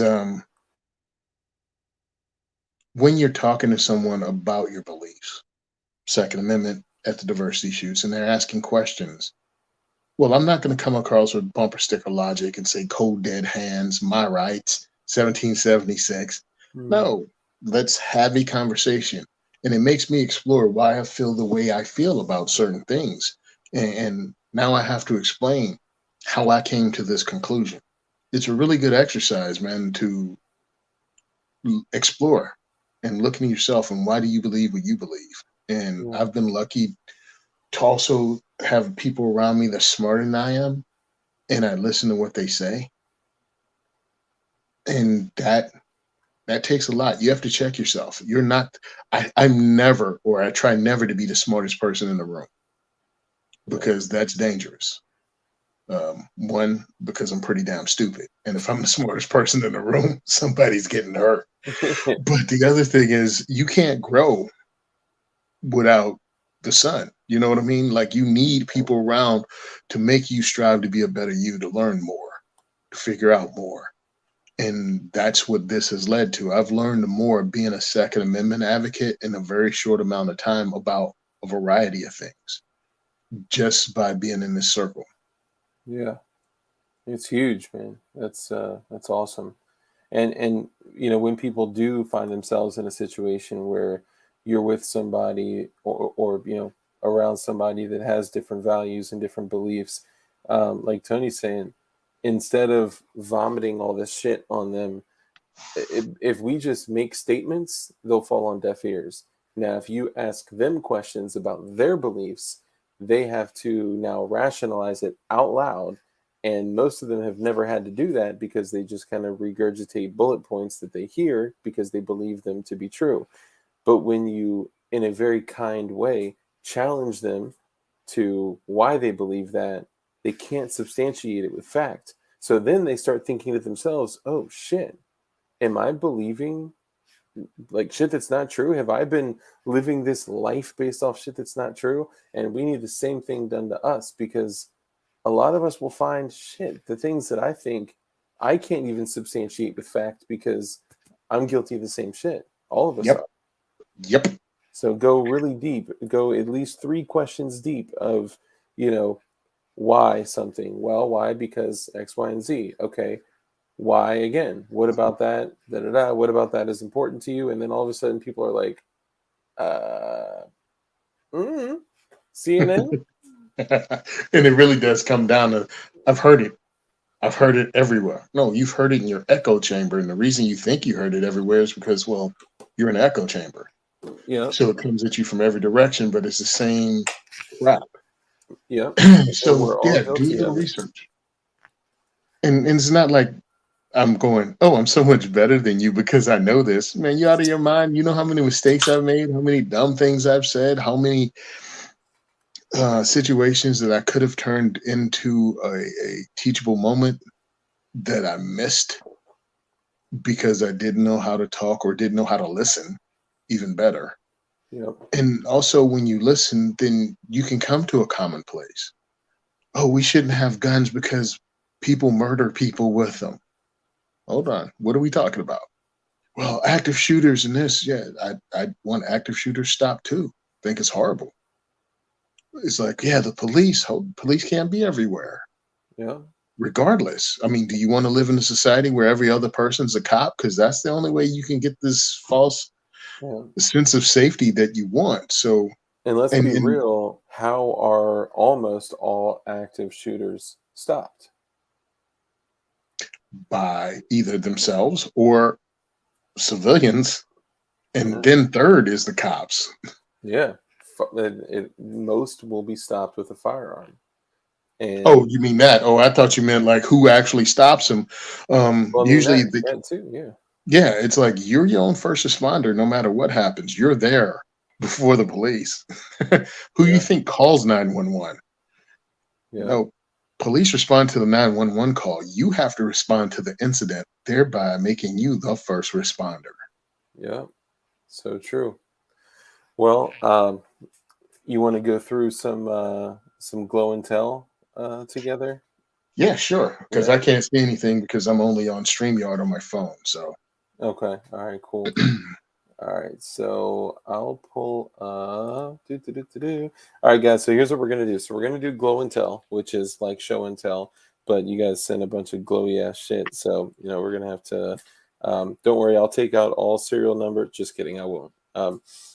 So we're gonna rate every picture that comes through as one glorious, right? Like glorious, but glorious. Okay, so here, glow and tell time. So glorious. That's one. Okay. Two, I'm kind of in between. Two would be so there's only 3 ratings. One is glorious. That's like, oh my, this is beautiful, incredible, mad props for what you built, whatever. Two, I was thinking either mild sauce or faint glow. Faint glow isn't bad, so I'll let you guys decide. So either mild sauce or faint glow. That would be equal to good. So I mean good. I'm using that word very purposefully. Not great, not excellent, not poor, not bad, right? Somewhere in the middle. Um, and then three is, I'm not going to lie, I had a tough time with three, okay, because three is the bottom of the barrel. There was actually a term that I looked up, which I will see here. It is called leukorrhea. Leukorrhea is the cottage cheese vaginal discharge.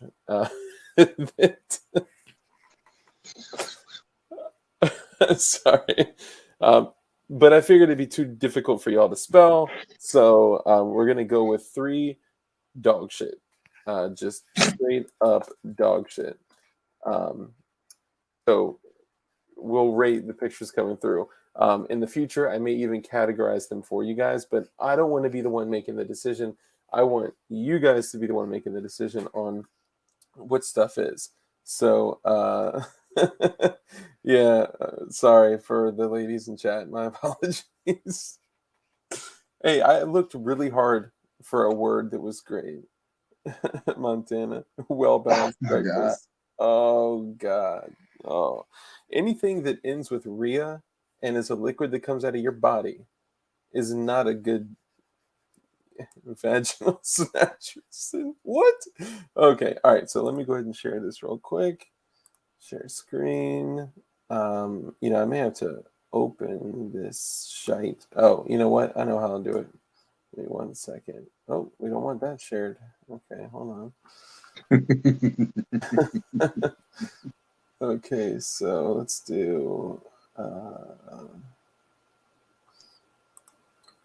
Hold on, y'all. Sorry, give me 1 second. I got all this shit pulled up on my computer. And if any of y'all in chat have questions for Mr. Tony Simon, feel free to. Oh, hold on, cancel. Feel free to ask away if that's okay. Oh, definitely. You can ask. I don't have to answer, but you can ask. Yeah, exactly. Right, nice and easy. Okay, where can I just open this shit? Okay, here we go. Downloads. Okay. Bam. Okay, here we go. All right, so I think this was the first one. Okay, so the first one, I don't know if you guys, you could take credit for the picture or not. It's totally up to you guys. I don't want to, air people's business out. So here we have a PTR. It's an Nice. HK91. Oh snap! Shooting guy in New England. What's up, brother? With his famous "What's crack-a-lacking?" What's crack-a-lacking? I annoyed him an entire dinner when we were at the Oaks. Oh man, that was a blast. I wish we could have sat like closer together. Yeah, no, that was nuts, dude. That was a lot of people, though. Mike McLean asked, "Do you have a YouTube channel, Tony? And can someone?" Simon says train.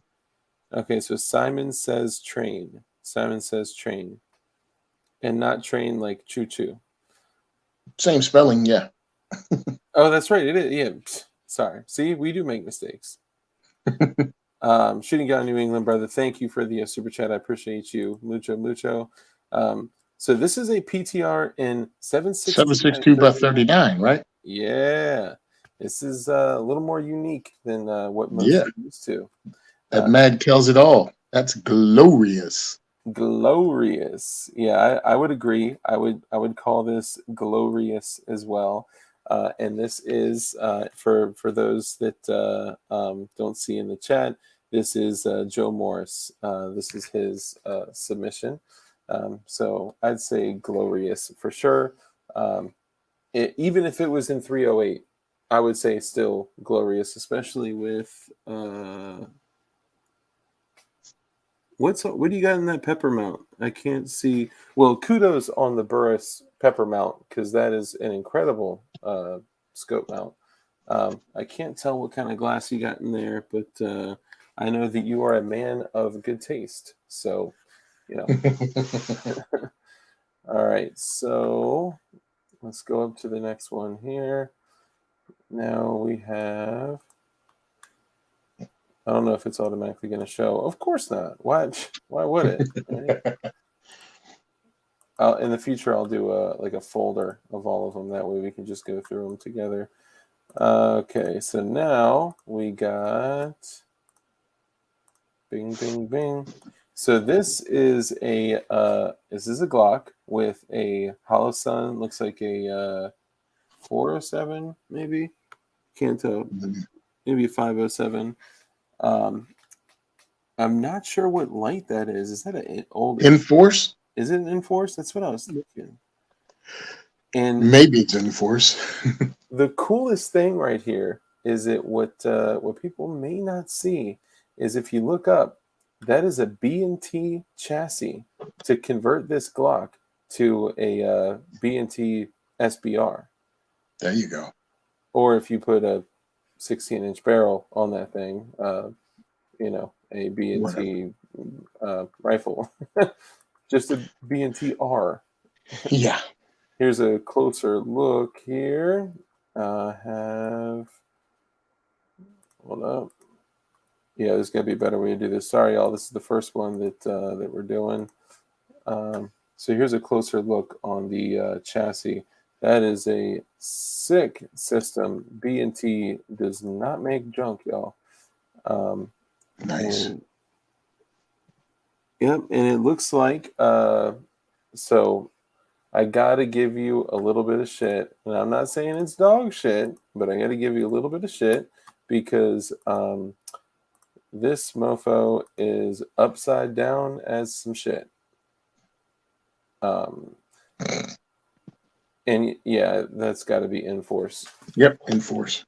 Yeah, yeah. So cool setup. I would say that's I don't know, mild sauce, faint glow, but the B&T is straight up glorious. Yeah.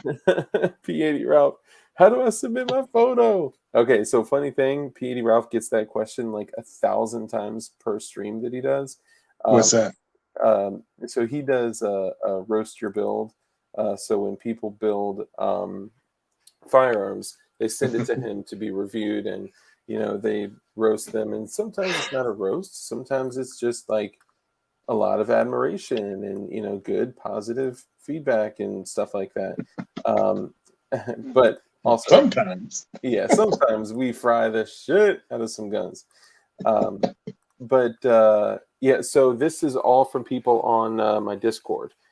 Some people have emailed, some I don't think I got anything through Instagram. If you did send anything through Instagram, sorry. So all of these have come from Discord. In the future, I'll open it up and just say like email it, and that way I can build a folder off of email. And remember, I told y'all, it's not going to be just guns. And I'm sorry, Tony, I haven't even been asking. How would you rate the last? I don't know. The B&T, I mean, what was that, a Glock Gen 5? I think so. I think it was like a Yeah. 19 Gen 5. Yeah. Yeah, so that's pretty cool, but I mean, it's good. I mean, Can you get Gen 5s out yeah. in Jersey? Yep. Okay. Yeah, we actually had a really cool we had an event, I think it was the winter of 2019, no, 2018. We just decided to have a get together at the range, not one of our shoots, not one of our Minuteman challenges, which is a competition we developed, but just hang out, let's shoot guns. And we set a target out. One of the guys brought a 14-inch steel gong, and we set it up at 200 yards. And we started shooting at it with my World War One bolt action, what they call American infield in 30-06. Nice. So I was standing, offhand shot, 14 inches, ping, who's next? So that's how we started it. And one of the guys, Jesse, said, hey, I stopped at the gun store on the way because my G45 showed up. Want to shoot it? Sure. 200-yard gong, 10-round mag. I think I did it 8 out of 10 times standing. Damn. It was a great trigger, good everything. And we just all started shooting at the 200-yard gong with just different firearms. Snub nose Charter Arms, like snub nose Charter Arms 44 special. 44? We're launching those. Yeah. Dude, it was hilarious. We were shooting Taurus 1911 45 ACP. One of the guys brought out a 12 gauge shotgun. We loaded slugs in and started sending those mortars down range at 200 yards trying to hit it. Damn. And it was an overcast day.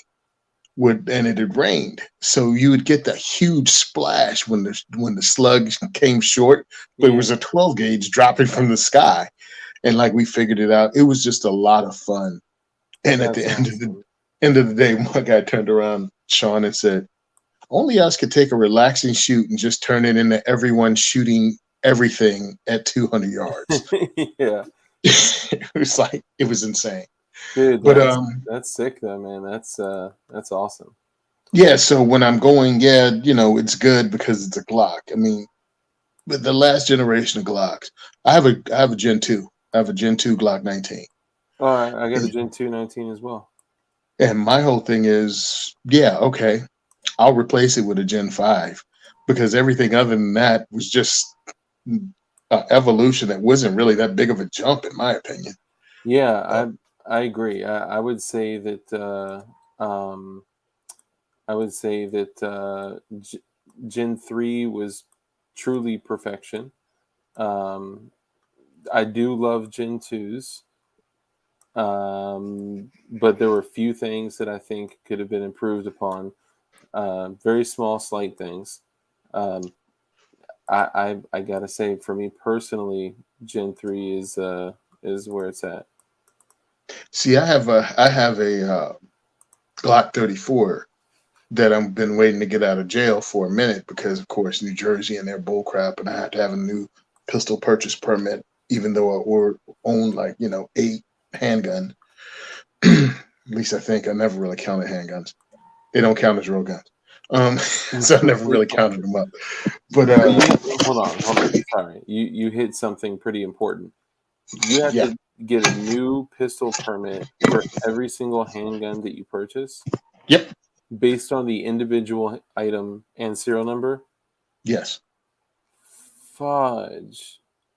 So when I purchased my 2 CZ75s, um, I had to get a pistol purchase permit for each one of them. They allow you to get 3 at a time because you can buy one gun every 30 days. Dude, you are So, like living in pure tyranny. yes. And that's why I try to explain to people. Many don't understand what's going on here. And they want to compare, oh, well, there's other worse states. It makes no difference what's a worse state. They're all wrong. Yeah, yeah. So it Oh, took me 2 months to get my 2 pistols that were the exact same gun. what? That's like tax stamp time for a Yeah. freaking handgun. Yeah. So I have a 34 and I don't know what generation it is because somebody decided to. It was great because I went into the store going, I'm just buying ammo. I'm not buying anything else. I'm only going to buy ammo. I won't even look at anything else. Of course. So I forgot what I picked up. Oh, it was 22 because I always try to keep 22 ammo. You know what I mean? Because worst Yeah. case scenario. So I bought like 3 bricks of 22. I'm like, I'm on my way out the door. I'm on my way out. And then I just saw this one thing over in the corner, out of the corner of my eye, that was flat, dark earth. And I'm Mm-hmm. like, don't look. Don't look. Hey, is that a flat, dark earth Glock 34? Why, yes, it is. And he pulled it out. And it looked like someone's dog had chewed on the pistol grip Nice. because dude tried to do his own stipple job. That's the best. $2.99. What? Yeah, that sold itself that day. What? $2.99? I think it was either $2.99 or $2.49 or $3.49. I forget which one it was. Oh my god. Regardless, it was less than half the price of a Glock 34. Wow. And Wow. I'm like, unless this thing snaps in my hand, I'm Yeah. gonna go ahead and buy Dude, this. honestly, I purchased a Glock with quite literally almost 100,000 rounds through it. Excuse me. And it had a terrible stippling job on it. It was beat the hell up, and it was an original factory OD green frame. Okay. Nice. I love the disgusting baby shit color that they have on those OD green frames. So I was like, okay, word, I need to get this. So I got it from a buddy. This was right before they changed the laws on private transactions, and it was so beat up that even though I build and stuff like that, I'm not a stippler. I'm not a dude that gets perfect lines on everything. I've done it before and all that, but that's not me. Like I can't do 2A 3D print shit like him. He is a fucking magician with guns. For me, I literally took the Dremel and sandpaper and files, and I reduced the grip down. I took the finger grooves off, so they're just like slight bumps. Like I took it down so far that you can see the magazine release spring poking out like a tiny little bit out of the stippling little bit, but the grip angle is so narrow and thin, and it just points so well, and the trigger breaks like nothing because it's had the piss Yeah, shot out of it, you know. yeah. What's up, Tech Money? Good to see you, brother. Morning Star, good to see y'all. Um, so I mean, yeah, sometimes when shit's just that fucked up, you just gotta just say, who cares what it looks like? Make it what you want to feel like and run with it. I will also throw in that I did actually have the opportunity to purchase a gun where the grip, it was a Glock, was actually chewed on by a dog, and I didn't. But yeah, sorry. Hey, Vanessa Kitty. Um, Moving along, I have another submission here, and I did say that it wasn't going to be. Oh, T for Tejas, thank you, brother. Tony, you're doing wonderful things. The future of the 2A depends on good ambassadors and forward thinking. I imagine he means like you. That's Hey, awesome. thank you. And it's 100% true. And it's not just because of me, it's the entire generations, especially the newer people in it, is going to be the future. And people that have an open mind and people that aren't gatekeeping the Second Amendment rights. You know, you can't own one of those. You shouldn't own one of those. Why would, no, mm-mm. It's everyone. Oh, I don't believe in, I think one of the most ridiculous things is the attack on trans people that I hear from some gun owners because I've welcomed trans people to my events. That was actually a trans person that got me to start saying everyone, regardless of race, gender, sexual orientation, or background. Um, she got me to throw in the whole gender and sexual orientation thing because she came up to me and said, I never heard that said before like that you make me feel welcome into this community. Thank you. Mm, And I was like, well, I said everyone, but I guess sometimes you got to reach out and go, yes, I mean you. Come, grab yeah, my hand. Let's walk in here and celebrate your Second Amendment rights. That's what I mean. Everyone. I can't dictate to what this person should or shouldn't have to protect themselves. And I think it's, I don't want to use curse words. I think it's crappy that you think you can dictate based on what your feelings about that person's sexuality or any other lifestyle choice they make or yeah, don't make. Isn't it yeah, your business to whether they can protect themselves and the people they love? So yeah, it's gonna take people being open-minded, regardless of someone's anything, to go, yes, you have the right. Because and I don't like putting labels on it, but I really believe in the extreme about firearms ownership. I don't think there need to be background checks. The only thing that should limit you is your wallet, as far as I'm concerned. I agree. I also think felons should be able to own firearms. I was walking around that, but yeah, that's what I'm talking about. Because if Yeah. they're not trustworthy enough to let out of prison, then they don't get out of prison. But if they are, then let them own firearms to protect the ones they care about. So I'm glad that you bring this up because, and then guys, I promise we'll go back to the glow and tell. But people don't touch this subject for a couple of reasons. One, they're fearful of what people will think of them after they voice their opinion. They're scared that they will say the wrong thing because it's a very polarizing topic.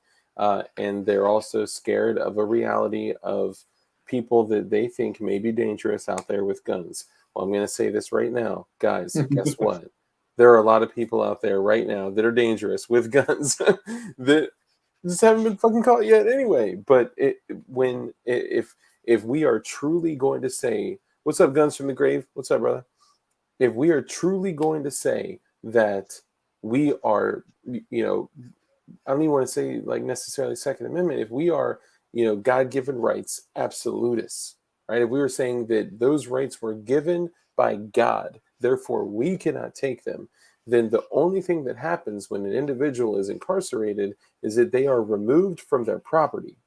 During that time that they are removed from their property, they go to jail, they go to federal prison, they go to, whatever, and then they're released. When they are released, they are then brought back to their property. It could be their home, their vehicle, their massive gun collection, it whatever. So guns only kill people, never people. Guns only kill people. Okay, welcome. Not to tat. So the thing is that the only thing that stopped that individual from possessing that firearm was the lack of access to the property during the time of incarceration. When they are released, thinking along the lines of an individual being Informed. reformed, right?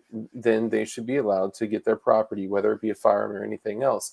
Now, if they are released and if they are still dangerous, then guess what? Freedom is dangerous, and that's why you have the right given to you by God to carry a firearm, to put rounds and to failure drill somebody if you need to. God damn it.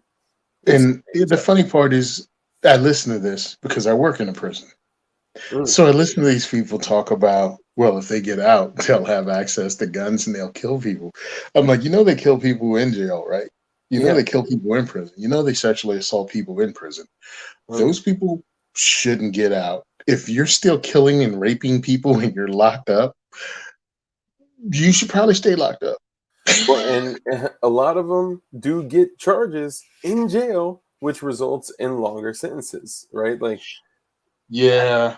how many people have you heard say, everyone should own firearms, but dangerous felons, or maybe some felons, some Because, based on these parameters, they can have their rights back. yeah. And it doesn't make sense to me because felon is felon. If they're not reformed, if they can't be released, then you don't release them. But let's stop talking as if you don't get older, you don't get wiser, you don't change your mind, you don't become a better person. Maybe you realize at 40, 50, 60, and your time is up, like, I'm not really good at this criminal thing, and I've been locked up most of my life. I just want to get out, get a job, and just live the rest of my days out, actually being able to walk outside when I want to and be able to eat food that I want to. Let's not act like people aren't like that. And now you have a dude that spent a majority of his life in prison. It's not like he's going to get out and get a job with a Fortune 500 company being the CEO. So he's probably going to live in a bad neighborhood. Now you have a 60-something-year-old man living in a bad neighborhood, and you've removed any ability he has to protect himself with a firearm. Yeah. And you're not ready to, I don't care what you say or how tough you think you are. It gets to be a certain age where you know that you ain't in your top fighting form. Yeah. And you might not be able to take an ass whooping like you used to without ending up in the hospital or dead. Mm-hmm. But you've taken their option to protect themselves off the table. And some people got arrested at a young age for stupid stuff, 18, 19, 20. Some of them for decisions that they didn't even make. They And may some have of just been in them, a situation. once you got in that situation, your ability to make better decisions was taken away from you with a felony charge. Yeah. I'm not saying throw a pity party for people, but it's called empathy. And you have to understand every situation is not an after school special where the bad guy was a horrible human being. Yeah. It's like, no, you were put in a messed up situation and maybe your role models were all taking the same route that you took. That's how you got out of where you were. Yeah. Because I was that dude that was like, hey, felons, whatever, until I got more life experience and could have almost ended up as one. Because again, of a bullcrap call with some cops down in Virginia and my possession of felony burglary tools.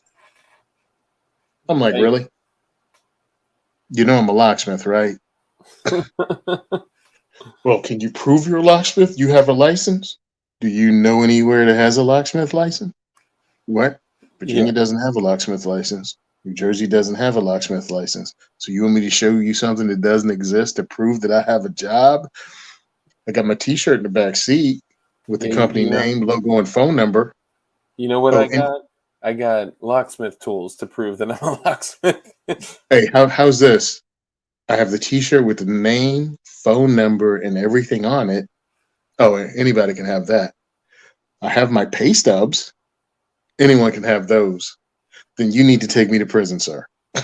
Yeah, right now. We're going to jail.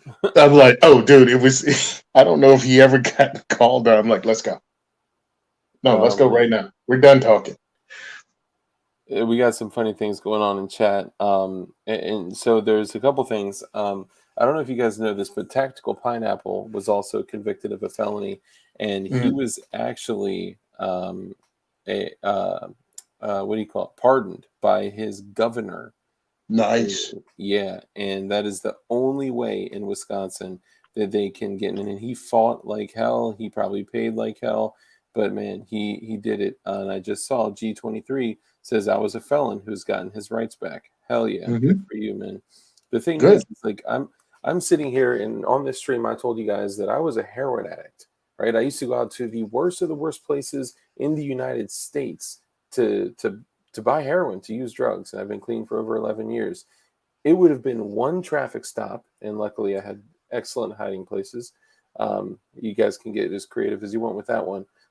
There's a um, one traffic stop, one decision, one right turn, one left turn, one situation could have ended in me, a person that builds guns on a very regular basis. If you guys watch my Instagram, DLD After Dark on Instagram, check me out.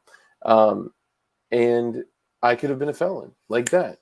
But I've made different life choices. I've made different decisions. I've reformed, if you will. I'm still in recovery. I'd consider it. And uh, um, I would like to believe that others have that same capability too. Now, if they come out and they're still dangerous, if they do something that warrants the God-given rights of someone else for self-preservation, then they forfeit their right to live. Freedom is dangerous, and we have to remember that freedom is dangerous. Well, again, when you've been in the system, when you deal with the system, people are like, how do you work around all those murderers, rapists? And I'm like, it's easy. I know they're murderers and rapists. Remember, before they got convicted, they lived in your neighborhood. You didn't know they were Mm, murderers and rapists. damn. So there's still murderers and rapists out there. Yeah. You ain't catch them all You bump into them all the time.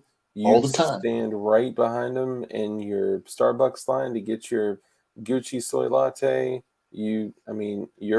And this is why I say all the time, well, I don't want to give advice. For me personally, I used to carry a gun just, when I was out, right? I'd go out, I'd work 8, 10, 12 hours. I'd come back, take the gun off, put the gun in the safe, and I got a little one, so I got to be cognizant of that.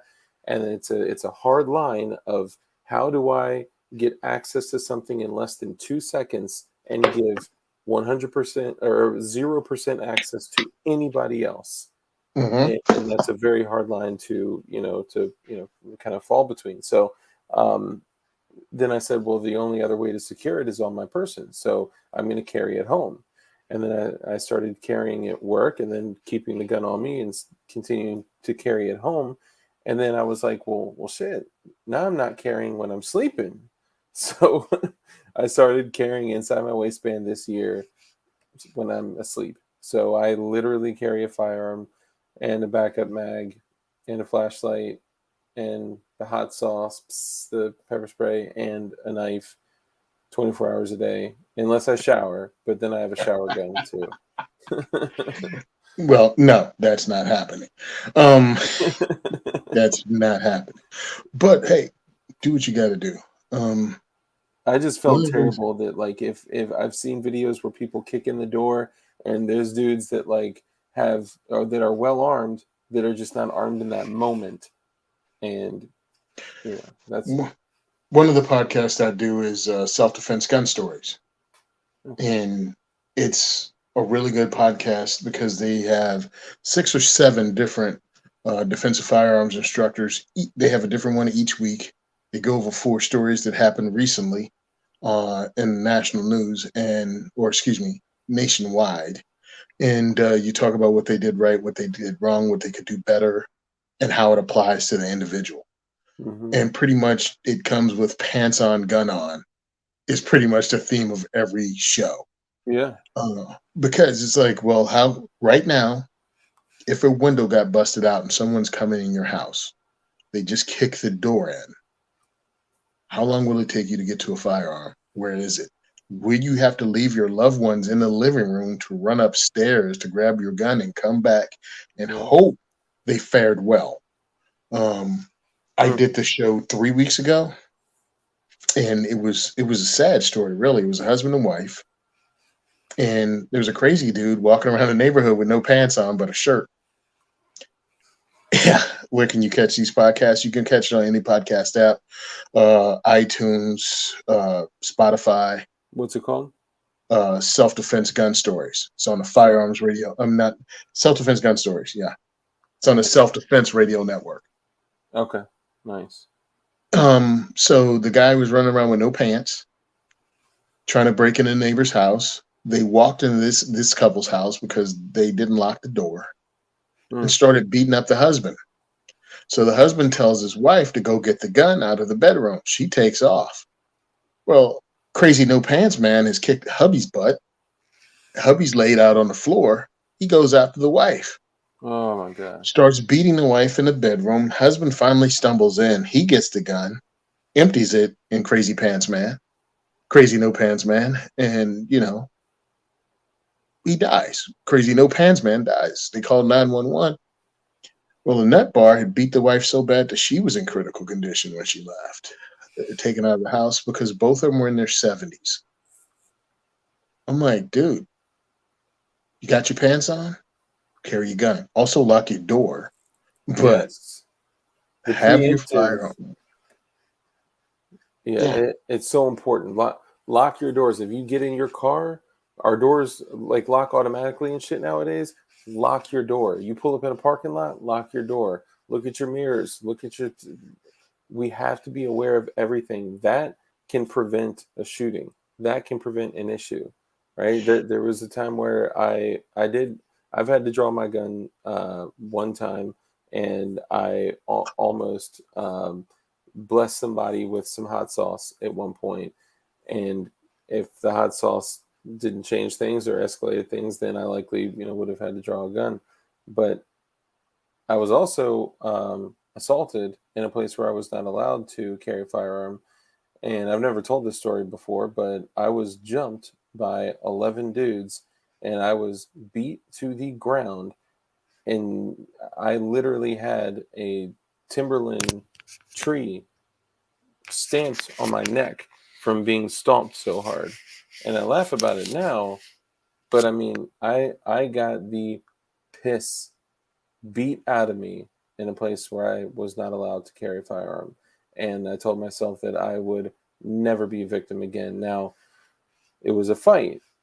Do you draw down on somebody during a fight? That's it's different, right? Like now, 11 dudes kicking you that's in not a the fight. head. Yeah, that's not a fight. It That's not a started fight. out as a fight, but I don't know.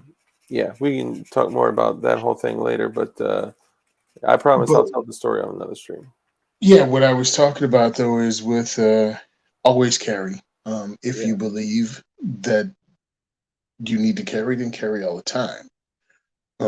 Because you don't get to dictate when stuff goes sideways. yeah, You just need to be prepared for it. And that's one of the things about the show. And it's again 4 events on every show. It's really worth listening to because it's kind of like four, four it events. allows you to go there with your mind. You said 4 events on each show. Four stories each show. Wow, damn. So it's amazing because they break it down. They tell you where it comes from. Some from DC, some from here, some from there, some from Detroit was the one that got me because it was right after residents of Detroit got the right to carry. And it was like every week there was like 2, 3 stories from Detroit Oh yeah. because what happened is now the victims are armed, Hmm. and is that period of time where the bad guys have to realize that, oh, everybody's got a gun now. I've Just been getting noticing on a few videos where people, armed robbery videos, where they're patting people down and they're asking people, "You got a gun? Are you armed?" I'm like, "Shit, man!" Like before, it wasn't even a concern. Like it now. I mean, they're looking. They're gonna take your shit. You have to yep. have a sub 2 second draw to first shot. It, I mean, it's yeah. Sorry, that's not advice. I'm just saying it's best to be as proficient in violence as possible and only use it in a desperate moment of self-preservation. And I don't give advice. Just saying. I do give advice, Yeah, and what you said he's is got 100. certificates and stuff. Yeah, but what you're saying is 100% true, and avoidance is the best. And you can avoid many of these. No one's driver's license has an address that says from out of nowhere. No one comes from out of nowhere. They were there. You didn't notice them, but they were there. So when you learn to pay attention, when you learn to see that you're being targeted, when you see people making furtive moves, when you see people hanging out where you don't hang out, who's hanging out in the parking garage? You know what I'm saying? Mm-hmm. So it's those things you have to notice first. You can't be all in your phone. You can't be all in your conversation. Yeah. Understand bad things happen from point A to point B. So when you pull into the parking lot, drive around the store once. Just drive around, see who's hanging out, who's in the what. Look Just inside the pay cars. look inside the cars because some people just look and go, there's a car. Well, that car has windows. Is someone in the car or not in the car? Do they have a bunch Yeah. of cigarettes outside the window at a convenience store? Why are they sitting in the parking lot at a convenience store that long? Mm-hmm. Um, Look in the window of the convenience store as you approach the convenience store to see if anybody's getting stuck up inside the convenience store. How many Yep. times have you seen videos of people walking into robberies? I'm Yep. like, bro, you didn't look through the glass. You just saw the door. You didn't look through it. It's because they were probably walking in like this, looking down at their phone. Yep. Mhm. And that my wife calls me out on this all the time, and she thinks, well, I'd say she thought that I was like a psychopath. We'd be walking through the mall or somewhere, and I'm just like scanning, and she's like, "Bro, what are you doing?" And I'm like, "What do you mean? Like, what do you mean?" And she's like, "You're looking at like everyone's hands, everyone's waistbands, everyone, you're looking behind you." Sometimes, I'm not gonna lie, sometimes I'll be checking out someone, I'm like, "Oh, hold on, I need to make sure we're safe." Damn, Yeah, I never do that. Yeah, no, Ever. yeah, ever. um okay, sorry, hopefully this was helpful to some of you guys. You gotta look for all these things, pre-attack indicators, or an indication that something may already be going on that you're rolling into late. And there's no way to protect, well, there are fewer ways to protect yourself if you are unarmed. And arm yourself with something that is reliable. um, I love backup magazines, because not because you're going to need to do some Rambo shit, but because your first magazine may shit the bed, and a floor plate with 15 loose rounds on the ground is not going to do shit for you. So keeping a backup mag, keep other options. Um, I know there are a lot of people that don't agree with this, but maybe even a less lethal option. Or if you end up in a tussle like that, where you can't necessarily grab your gun, or it's not safe to grab your gun right away, maybe you need something like a blade that you can flip out one-handed that could unzip a motherfucker. Um, yeah, just all things to consider. Consider your Batman utility belt. What can those types of things do? And just try to be as um, adaptable as possible. But also know how to use the tools you own because they're not rabbit's feet. You know what I mean? They Yeah. don't just bring you good luck. So you should know how to use what you own. Mm-hmm. Oh yeah. Um, and one thing I learned about knives is everybody gets hurt in a knife fight. Oh yeah. Everybody gets hurt in a knife fight. Don't allow your cold steel fantasies to take over. No It's a matter cold what Lynn. steel. Oh, I know what it is. Oh, I know what it is right away. But Lynn Thompson is real good for talking about, knife fighting. And I'm like, bro, it's the worst thing ever. Everybody's getting hurt. Everyone doesn't carry a Natchez boy in their pants like Lynn claims he does. Yeah. And you will likely be grabbing a blade for dear life, bleeding all over yourself.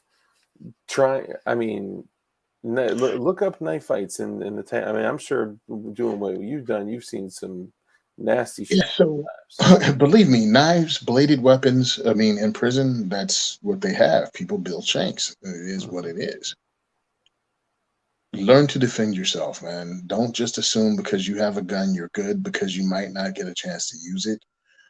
might not get a chance to deploy it. It could go down because it's still a machine. You know what I mean? Yeah. Things can go bad. You can get crap ammunition. You've been wearing it in your waistband for 3 years now. Like my brother-in-law, who had one and didn't know how to clean it. I don't know how you have an HK P30 SK Hmm. and you've never taken it. You bought a quality gun, but you never learned how to take it apart and clean it. Yeah. So that thing looked like the inside of a dryer. I swear to God, dude, it looked like Wow. the lint trap in a dryer. So I took it apart for him and I had him clean it, and then we put it back together again. Hmm. But it was ridiculous. So become proficient with your tools. You don't have to go to famous trainers. Go to local trainers that Yeah. you can get trained for half the price or even less. Yeah. Take a day training class. Take a 4-hour training class. And once you take one class, you'll learn, man, I got a lot more stuff to learn. Yeah. Cool. Like our class, it's like $160. It's 250 rounds, 4 hours. You know what I mean? Running your gun. And truthfully, we usually don't go through 250 rounds because we try to get you dry firing and pulling that trigger a lot more and aligning sights and triggers. You know Yeah. what I mean? And because it's the pew pew is great, but let's get the fundamentals down. Let's get the mechanics down. Get the gun up, correct sight picture. Yeah. Let's do that first. And Because honestly, most people do treat it like the rabbit's foot. And even if they have taken it out, it is like golf, right? It's something that, and I don't play golf, but I just hear what people say, that you could play golf your entire life and then take a few months off, and you will notice a dramatic difference in your skills and abilities. airsoft guns are really good for a trainer. And I've talked to many people into getting one. And it's funny because I got poo pooed by the gun community as a firearms instructor, telling people, yeah, you should really get an airsoft gun. Yeah. Um, you And you should really did. get an airsoft gun. And they were like, why? I'm like, because that first trigger pull, that sight alignment, sight picture, the draw, everything with an airsoft gun that looks like your carry gun is the same as your carry gun. And that first shot is what counts. What do I think of James Yeager? I think James Yeager is a really nice guy who puts on a persona that a lot of people can't stand, but I've met him multiple times and nicest dude you could meet. But he has this WWE like persona that he puts out there that's not all fake. I mean, a lot of the information he gives and everything is good, but when you meet the guy one on one, very personable. But when you're talking to him and you listen to his videos, he's like, "Look, this is my opinion based on years of experience, and I don't need a troll in the comment section, telling me, but actually." So he's kind of Yeah. straightforward with it. So if you don't like that personality, understand that it's coming from a place of a decent dude that's trying to teach some stuff. Yeah. Do you teach that, Tony? Bob, what were you referring to with that question? Or do you know what he's referring to? I don't teach knife fighting. I mean, that's what we're talking about. I'm assuming I don't teach that. Okay. Yeah, I teach fundamentals, basic fundamentals, and some defensive use. And I keep the classes small so we can actually have discussions and work on it. And I think that's what was the good thing about what we do is when we keep classes small, like women Mm-hmm. can definitely open up more. Because if I have 15 dudes in the class and one female, they're going to try to be the big brother to the lady in the room. Mm-hmm. And she may be intimidated and not ask questions that she really wants answered because she doesn't want a whole group of dudes mansplaining stuff to her. So we try to keep classes small, and you can come to me and go, well, you know what I'm really worried about? And we can work on that one thing. Mm. Um, I'll give an example of what some people won't agree with, but we had a young lady who didn't have much money, but had a domestic situation where her ex-husband was had already hospitalized her with his abuse. And she pressed charges and she wanted him out of her life finally, and he threatened her life again and said he was going to kill her. She wanted a firearm to protect herself, but she didn't have a lot of money. Well, what do you do when you know somebody? You know what I mean? When you've been spoken, someone's speaking to you and you already know them. My partner had a relationship with her. They went to school together, high school together. But this is now as adults, and she needs help. So we tried to find out how much money she had to spend on a firearm. She said about $200. We told her to buy a high point. She had nothing. I mean, what are we going to do? I'm not going to give you a gun. I don't know you. Yeah. But I'll train you with one. Well, she was able to get enough money together, like 250 or something.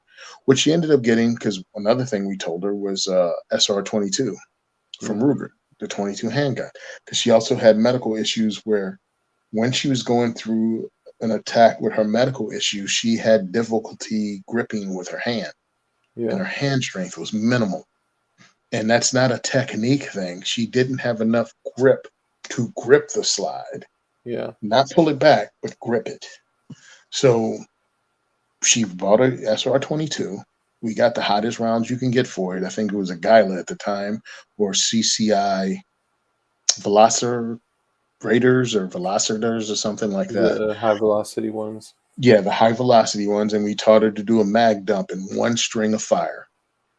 Nice. So we did the 8-inch paper plate at 15 yards, and we told her to put all 10 rounds as quick as possible in that paper plate. I'm like, Nice. you're going to have to depend on tactics, because her husband was a big dude, over 6 foot plus. She didn't weigh 100 pounds, by the way. Her husband weighed like 250 bodybuilder. And exactly. We were like, if worse comes to worse, you don't threaten him with the gun. The only time he sees the firearm is when you're already shooting, Yeah.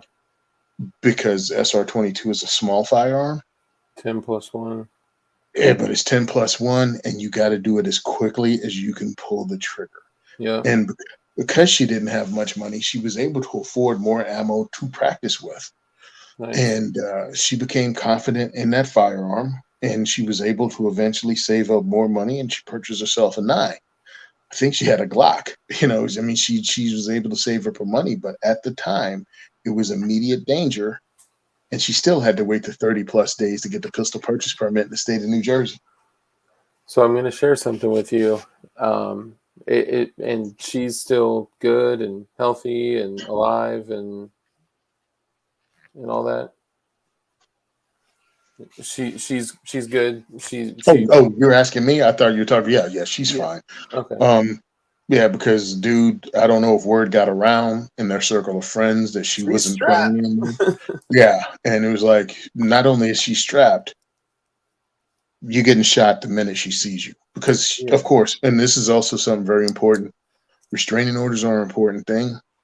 Mm-hmm. Not that it'll stop someone from hurting you, but it lays that paperwork. So if you do have to use a firearm to protect yourself, you have that official history of this dude was a problem. He wasn't supposed to be around this person, Yeah. and you solve that problem for them. Yeah. He was in violation of a restraining order. And yeah, definitely with the 22, a lot of people go, "Oh, just stop it. That's a horrible thing." I'm like, man, look, there were special circumstances that led to this particular situation. And if she didn't have the medical problem she had, yeah, we could have probably got her into like a Taurus G3 or something like that, in mid 200 level. Yeah. A used, well, back in the day, a used Glock 23 for it was a police trade-in. They used to be about 250. Yeah. Shit, even So those old Beretta 92S's were like, exactly, you know, with the side button, yeah, for magazine release. yeah. Oh man, Yep. see, well, I'll tell you, man. Me and John Crump, so my brother and John Crump grew up with a girl. I learned of her more recently, but she had a similar situation. She was, in a bad relationship where, physical violence had, occurred several times. She had been hospitalized and she got a restraining order, and she did not take those same steps.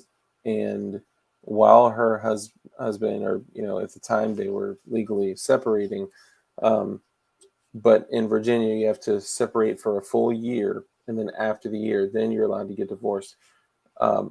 With an ankle monitor on papers, on probation, and with an active restraining order, he left his home.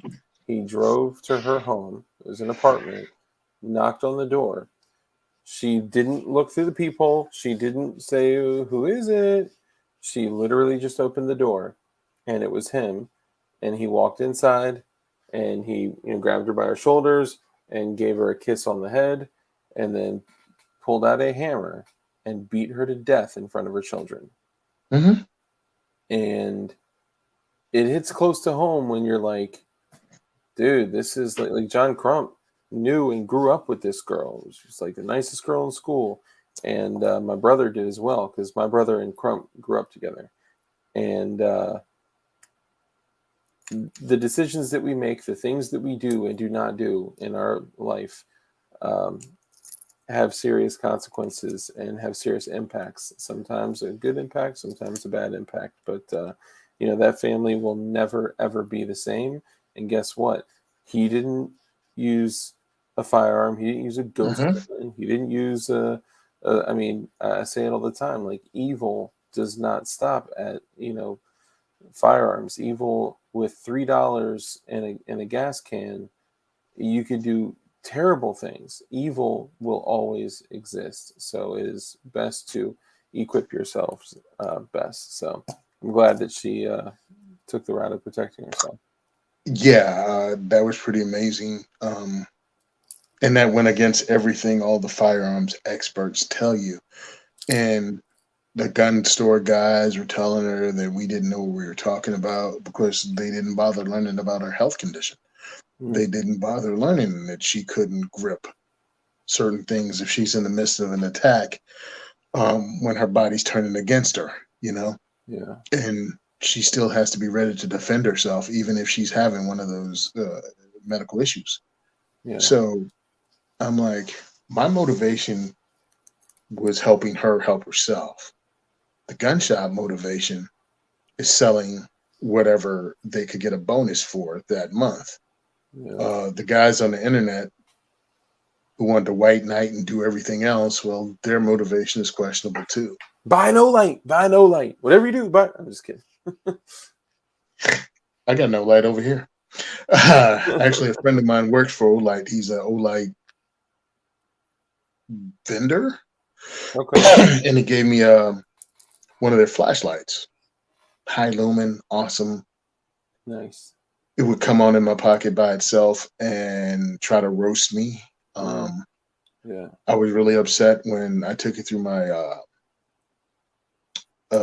x-ray machine at work, and I left it in the basket, and one of the oh so wonderful somebodies decided to keep it for themselves. Oh. And I'm like, yo, bro, that's like $110 flashlight. Oh yeah, I got nothing but Streamlight. Streamlight has actually donated flashlights to us. Really? God, I Yes, love Streamlight, man. Streamlight is out of Pennsylvania, and they're on point, and they've helped us before, and hopefully will help us again. Unlike Surefire, who donated $10,000 to Dianne Feinstein's campaign. Ooh, what? You can look it up. Look What? it up. I will not support Surefire.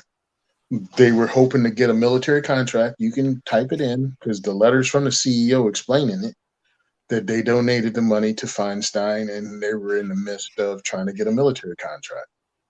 So I'm like, Bro. so not only did you give the biggest anti-gunner of our generation 10 grand to win her seat, you still failed to get the military contract too. Wow. So I don't currently have any I don't currently have any Surefire products. This is a Streamlight household. I Well, also, I mean, I'll go ahead and say, because I've told the story on the Gun and Gear Review podcast that I'm on, why I don't like them. I asked them for help. I asked Surefire and Streamlight at the same time, same show, could they help us do what we do? And I was like, I don't need a top end flashlight because, but if you can give us, X number and we can use them as raffle prizes to help fund what we do, I'd really appreciate it. Yeah. Dreamlight, no problem. They gave us a small flashlight, the big, like a whole range. A Nightstick, also a flashlight company, donated some flashlights to us. Nice. Surefire didn't get back to me for a while, and I contacted them again. These are the NRA shows, these are cold calls, and they told us they didn't have any money for that. And what I was asking for was swag, just anything with their name on it so I could put it in the raffle bags to give it away. Nothing.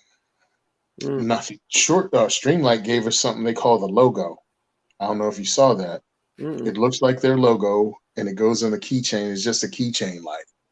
The thing stayed with like the little battery they have for like a year. It was great. Isn't that? I think I know what you're talking about. It's still, even though it's tiny, it's like 150 lumens or something like that. No, it's not that bright, but it was significant enough to find your keys, look around the room, something like that. Okay. But Man, have you ever heard of the Nebo? Nebo? No, what's that? Okay, so I've never heard of this thing in my life. Okay, this is like 1.25 inches. Okay, it's micro. It is dead right now, but it's rechargeable.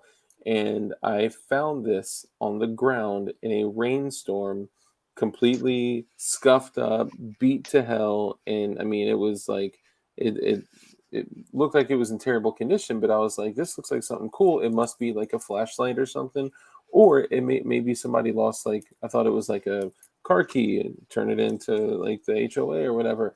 Anyway, I take it home and I find out it's a flashlight. So I let it dry and whatnot, and I charge it up.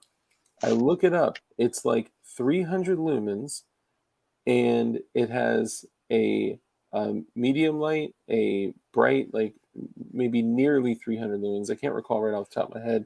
250 to 300 lumens, and it's micro. It's so small. A red light, a green light, a low lumen. Like it's crazy, and it's on a keychain, and it charges with a micro USB.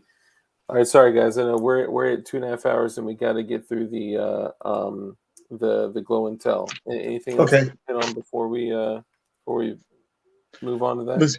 Let's get back on because I got to crash and wake up and do some stuff in the morning too. Hell yeah!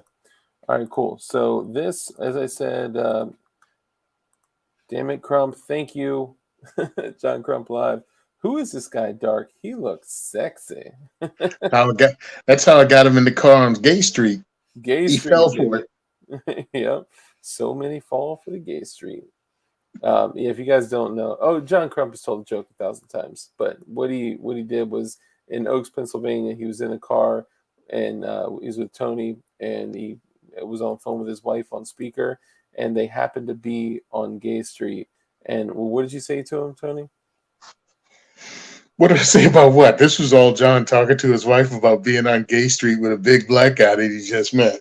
Oh, he said it. Oh, okay. I thought he said that you had said it. So he was like, I've been kidnapped by a big black man on Gay Street. That's awesome. I'm sure And of course, his wife knows his sense of humor, so she's like, "Yeah, really." Anyway, yeah, she right. just continues on. Yeah, that's how mine would be like, okay, are you done fucking around? All right, so let me pull this up. So as I mentioned, it would not just be firearms.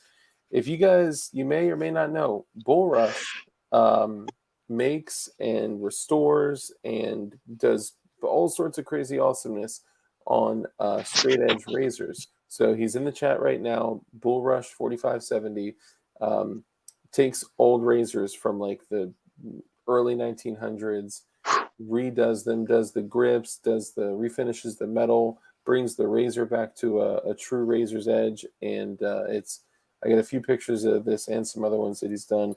So you guys get to say, is it glorious? Is it mild sauce / faint glow? I'll let you guys choose. Or 3, dog shit. So I'll let you guys choose that one. What would you say, Tony? Oh, it's definitely glorious. Oh yeah. Yeah, because that shows not only the original craftsmanship of those straight edge razors, but then he brought it back. And I don't even believe they'd have that blue liner in it that I saw that he has in it. So that's something he added. So yeah, dude, that is awesome. Hell yeah. All right, let me see. I think I found a way. to do. Okay, did I do?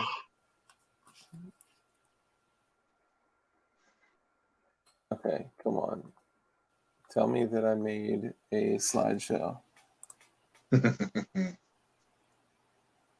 right, we're just gonna have to roll through it.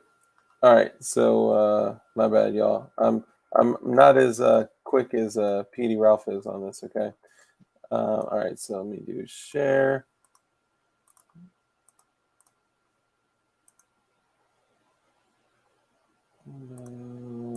Okay, boom.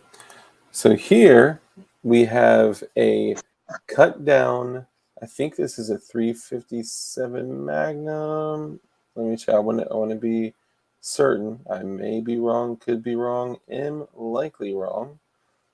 Oh man, other people posted a bunch of shit. Sorry guys, your stuff that was posted after is going to be on the next show. But this was cut down and threaded, and not only that, the tubular magazine was also cut down, which is not an easy task. I'm pulling it up now. Oh, it is a suppressed Marlin 336, cut barrel and tube. Nice. 336 is in 30-06, right? Or is that just a model number? I mean, I I know. I think that's a model number. It may be a 3030. Yeah, I mean that's what I meant. 3030. I apologize. Oh yeah, Key AAC 3030. Yeah. Okay. Yeah, and that's I'm not sure what kind of can that is, but is that a YHM? A YHM I don't can? know, but I'm looking at the bolt, Mm-hmm. the lever handle, and the hammer. Look like they're coated with like something. Like They have a goldish hue to them. like the Nibix, like the NIBX, or Yeah. it could also be actual nickel, depending on when the firearm was like if the body could be stainless, and that I don't know. I That's don't know. It looks great. yeah. Um, yeah, I love these. Of course, it's glorious. I actually I was at a SHOT Show, Mm-hmm. and dang, is it Wild West or Bighorn Armory? Bighorn Armory, their 500 Smith and Wesson lever action. Mm, I shot that, and it's cut down and just awesomeness. I love lever guns. Henry actually donated 3 of them to us in our events. really? And yeah, I've introduced a lot of people to lever action firearms, and especially a 357 Magnum Big Boy Steel. I'm like, we're talking something that's pretty much band proof right now. It's a cowboy gun, but Yeah, you send a 357 round out of a 16-inch barrel, we're talking 30 power levels. I'm yeah. like, so it might be old school, but it's still efficient I mean, at putting people down. I totally agree. Like especially the lever guns, the 38 357, 45 Colt, 44 Magnum.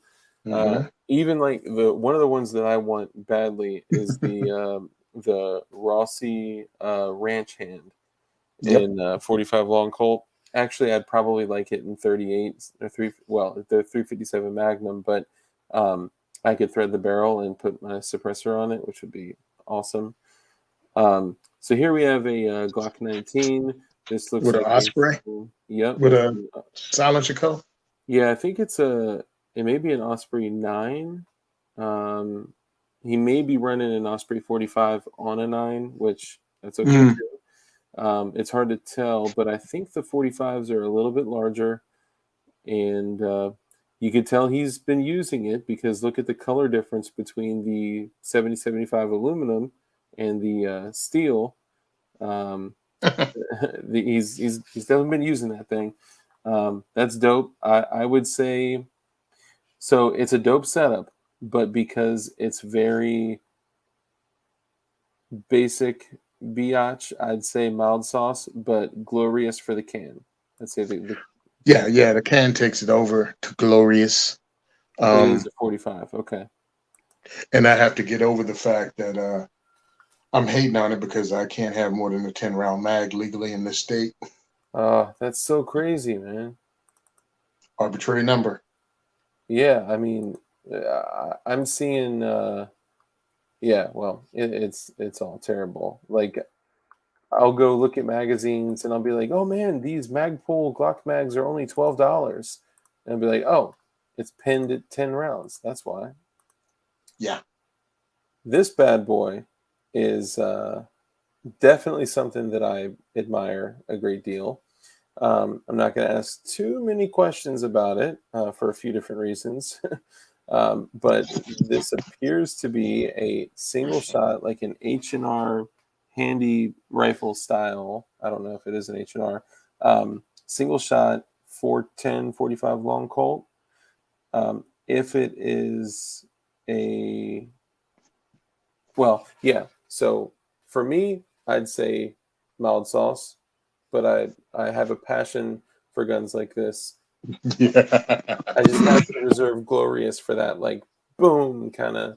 Yeah, it's not going to be glorious, Yeah.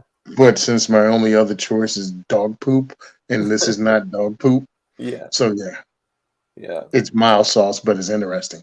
Yeah. I Definitely. definitely want to shoot it. Yeah. Definitely awesome gun. Okay. This is cool. I may have to guess on this one. Here we go. So this appears to be a Okay. Ruger Uh-huh. Super Red Hawk in 44 Yep. Magnum. Yep. Yeah. Is that right?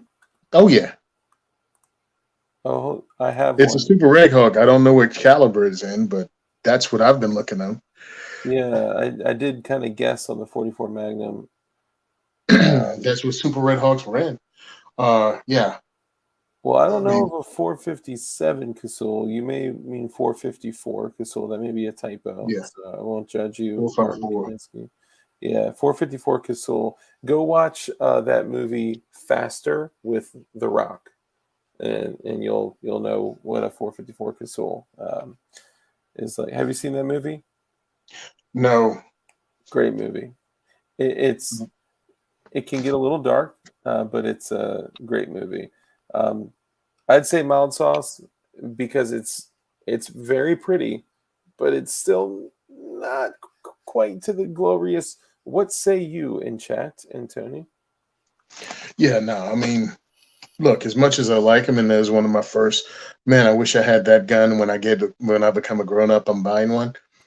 It's still just a Ruger. I mean, it's not Yeah, like it's so yeah. It's a it's a six. It's mid range. It is I yeah. So I milestone. actually I had a Ruger Vaquero in Nice. 44 Magnum. It was the sheriff's model with a 3.75-inch barrel and the Mm-hmm. bird's head grips. Bird's head grip. Yep. Yep, and my dumbass pawned it with a few other things, 8 other things that I was like, I'll get it right back. I'll get it right back. Um, and then the guy sold the pawn shop in between. Yeah, literally sold the pawn. Yeah, it's a sore subject.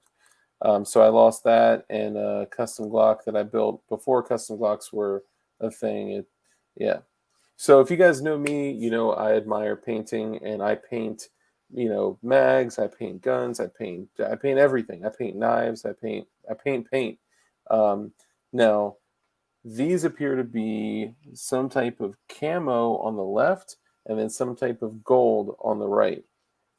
In my opinion, if you're going to go full Call of Duty gold, you have to hold on.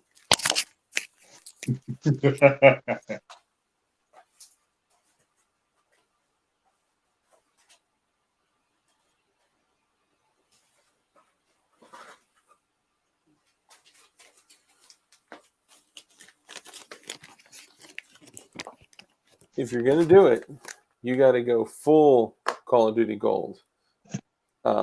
You can't. Here, hold on. Let me go in on it. Man. You can't leave the black part up there, because this, and then to really mess with people is you do a solid gold mag and then do a clear coat over it, cook it on, and then put it back in a factory magazine bag. People be like, Yeah. what? Like, what is this? I got a red magazine from one of my boys that I guess he writ dyed a sand magazine, Hmm. and he put it back in a factory bag and sealed it. And I was like going crazy. I was like, where did this come from? Like, what? Is it new? Is it? I started Googling red PMAG. All couldn't find anything, and I finally looked at the back of the bag, and it said that it was a sand color magazine. So I could have just done that in the That's mail. the greatest. Yeah, yeah. All right. So what do you guys say? Glorious, mild sauce, or dog fecal? I'm not impressed by it at all. I mean, great that you did it, but Oh, Tony's saying dog meat. Gotta respect the hustle, but at the same time, it's not glorious, I'd say. Uh, well, no. And I mean, but it's a paint job on a mag yeah, that's halfway done. yeah. Now there is a reason that it's halfway I done. I got it. I know Yep, the reason, yep. but I'm still like, Now, what a lot of people do is they fade. So a lot of people do like custom like Duracoat, Cerakote, and paints like that.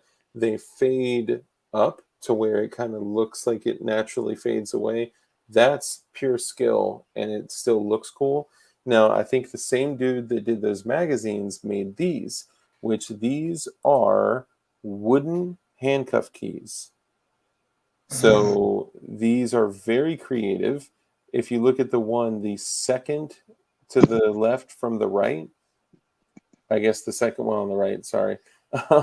If you look at that, those two holes are made to be laced into your boot shoestrings. So you mhm. can actually have a hidden handcuff key in your boot. The other ones, I imagine, are designed to be put inside your B hole, but I'm, not. You know they sell plastic handcuff keys, right? They do. I actually have one here too. He is a Uh, woodworker. I'll say that. He okay, does. hey, dude, got you. Yeah, makes a little more sense. So John Rice, and of course, right through the metal detector. It's Hmm. funny. I went to court one day and didn't know that all handcuff keys were created equally. And I had handcuff keys, infamous handcuff keys on my keychain, and they about flipped the F out. They stopped me, they stopped the security line, they they just went nuts. Yeah, don't bring metal handcuff keys to court. Now, the same Nope. person that did the woodwork there, he also does wooden M-lock handguards. I think he has the different colors on here to showcase different colors.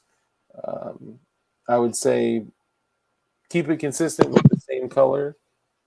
You know what I mean? Like if you're just doing the rose I, red, or you know what I I mean? totally get what he was doing, but if you're gonna do this for advertising, like your different finishes and everything you can do, just pick up some cheap UGT or UTG hand guards and just Mm, make it all one color because doing this makes it, in my mind, at first glance, makes it look like somebody threw something together when obviously that's not the case. It's actually skilled work. It's yeah, just presented in a way that it should look better. You you should better actually highlight it. you bring up a great point. If he took a picture of just a handguard, right? Like nothing, no gun, no nothing, just a handguard with all the same color wood on it, and then it's just a very sterile background, nothing else in the background, like all white, all Hmm. maybe a white sheet, black sheet, Light whatever. box, whatever. Yeah. Yep, a nice white light on it. Boom, that picture, that would be awesome. Yeah. Again, it sucks because it's like you make a great meal, but you suck at plating it. You know what I Yeah, mean? So it yeah, just looks bad on the plate. Meanwhile, it's like one of the most delicious meals you ever eaten. yeah. Yeah, people are not going to appreciate how good the meal is because it wasn't presented. The presentation was off. Well, and the quality of work, I got a bunch of his stuff. The quality of his work is great. Like here's some 1911 grips that he did, and Hmm. he got so I got M-LOK panels, and that's not paint or stain. Yeah, that's right. He uses tung oil to color the wood. Yeah, Um, the uh, handguards covered in wood, and then also a wooden trigger guard that he made for the AR, which is nice. pretty sick. And then also an AR-15 to 1911 grip adapter that those Hmm. 1911 grips are on it. It looks sick. That's one of the cooler things I've seen. If you go through my IG, which is also Simon Says Train, if you go through my IG reels, I have a really cool video of somebody who had a short barrel rifle. Or I think it was set up as a short barrel pistol. Hmm. Excuse me, as a AR pistol, and Hmm. it had nice, and it had the 1911 grip, and it just Nice. looked. The setup was just awesome looking. That's funny because that's a straight shank Yeah, no, you're right. It's kind of odd to pushback. see. Yeah, yeah. It is. It's odd to see like wood on an AR at first glance is like, hold on, what's going on here? But man, that shit is beautiful. It can be beautiful. Yep, Um, and John Rice, you do have great stuff, and the presentation of it would be killer. It, like even this is light years beyond this picture, light years yep. beyond the other ones. Um, And just because simplified it. It's presented much better. It's neater. It's cleaner. Because I don't like poo pooing on anybody's work. I mhm. really don't. And I think again, it's how you present it, man. You can make people go, I have to get that. Shut up and take my money. Yeah, Or you could have people look at your stuff and go, wow, what was that? A hobby? Like, what was that? A 4-H hobby thing? And it's yeah, all just because of the picture you took. So yeah, man. I mean, if you're gonna do, yeah, and everybody can't be good at everything, but maybe take a little time. I bought a white box. I bought one of those things on Amazon. hmm. It's packed up though because I'm in the middle of trying to buy a house. But I Oh, bought that nice. just so I can present some of the stuff I did in a better light, or when I do reviews, so I can take better pictures. And you Oh can yeah, do most of it with your phone, but it's the lighting that you got to work on. yeah. And just and luckily, look, we live in an age where you can take a picture with your On your phone and phone it's and just stuff you can delete it. It's not like in the old days where you had to have film developed and found yeah, out like shaking the yeah, Polaroid. much later that your picture sucked. So yeah, just work on it. And also, what is the name of it? Light. Yeah, light's There's a everything. there's a app that you can Oh, get. Lighthouse, light something. I have it on my phone, and I take some pictures, and I can just send to the app there. Send a picture to the app and push the auto button, and it automatically adjusts the level and makes it look a little bit better. that's dope. That's dope. So I will And it's say free. this. Oh, that's always good. I will say this was me. I just got my 3D printer for the first time. This is my first print ever. It was a little dog for my daughter, and Nice. yes, I know it's a stupid little dog, and I also needed to get a few prints under my belt before I started doing, some gun prints. So, no, it's not glorious. It's not even mild sauce. This may actually quite literally be dog shit because Nope, it's I think it's cute. Lightroom, that's what the app is called. The free app is called Lightroom. You can buy Lightroom. the premium, but you can work with Lightroom and your phone, and it can make your stuff look better. Just try to keep your background neutral, Yeah, and that's a game it'll work. changer. Yeah, It- dude, it is. It again, it's free 99, and I'm tactically thrifty, and that's my zone right there. Hell yeah. This one is incomplete. However, I still will share it because it is very important to honor a fallen soldier, Jay Stark. This is the FGC 9. And if you guys know what FGC stands for, that is the F Mm, gun control. yeah. This is the 3D printed gun with almost zero firearm parts. You can actually make it with 0 firearm parts. You can get a blank barrel and ECM the barrel, and it's actually really cool because you can actually print the barrel rod, and then you lay wire in the grooves, and then you jam it down the barrel, and then run electrical current through it underwater, and then the electrical current runs through the wire and puts grooves in the barrel. So it rifles the barrel for you through the ECM process. Wow. Yeah, and the guy Jay Stark, I mean, he literally died for this project. It's incredible what the UK will do to, I mean, what things may happen when somebody gets their house raided and has a heart attack during the operation. Was it So, Germany? Didn't he live in Germany? it was the UK. Oh, okay. Yeah, yeah. So yeah, I say glorious as well. Yeah. Even though Oh, it's still definitely. finished, it's and the print quality is good. I mean, the I really don't see. I see pretty good. Again, I'm newer at this, right? But I see pretty good layer adhesion. I don't see any like crazy Z banding, and I mean, it looks like a clean print. So kudos to you. It's not as clean as a print as my dog, but no, I'm kidding. Super clean print, my brother. If you're still in the chat, somebody get that Russian bot, by the way, that's in there. Let's see. Ooh, okay. So some may say that this is glorious. Some may say that this is a little too much. But here we have a PF940. I'm just kidding. I'm not going to do the Ralph thing, but we have a P80 here with what looks to be, what kind of slide is that? Is that, I don't think that's what's that? The company with the eagle on it. I can't remember the name of it. But all flat dark with flat dark earth with a bunch of gold accents, gold magwell, gold burl, threaded barrel, gold trigger, maybe eBay trigger. This is a Luigi. It's Luigi's. I say. Uh, Hey, I'm liking it. It made me smile, so it's glorious.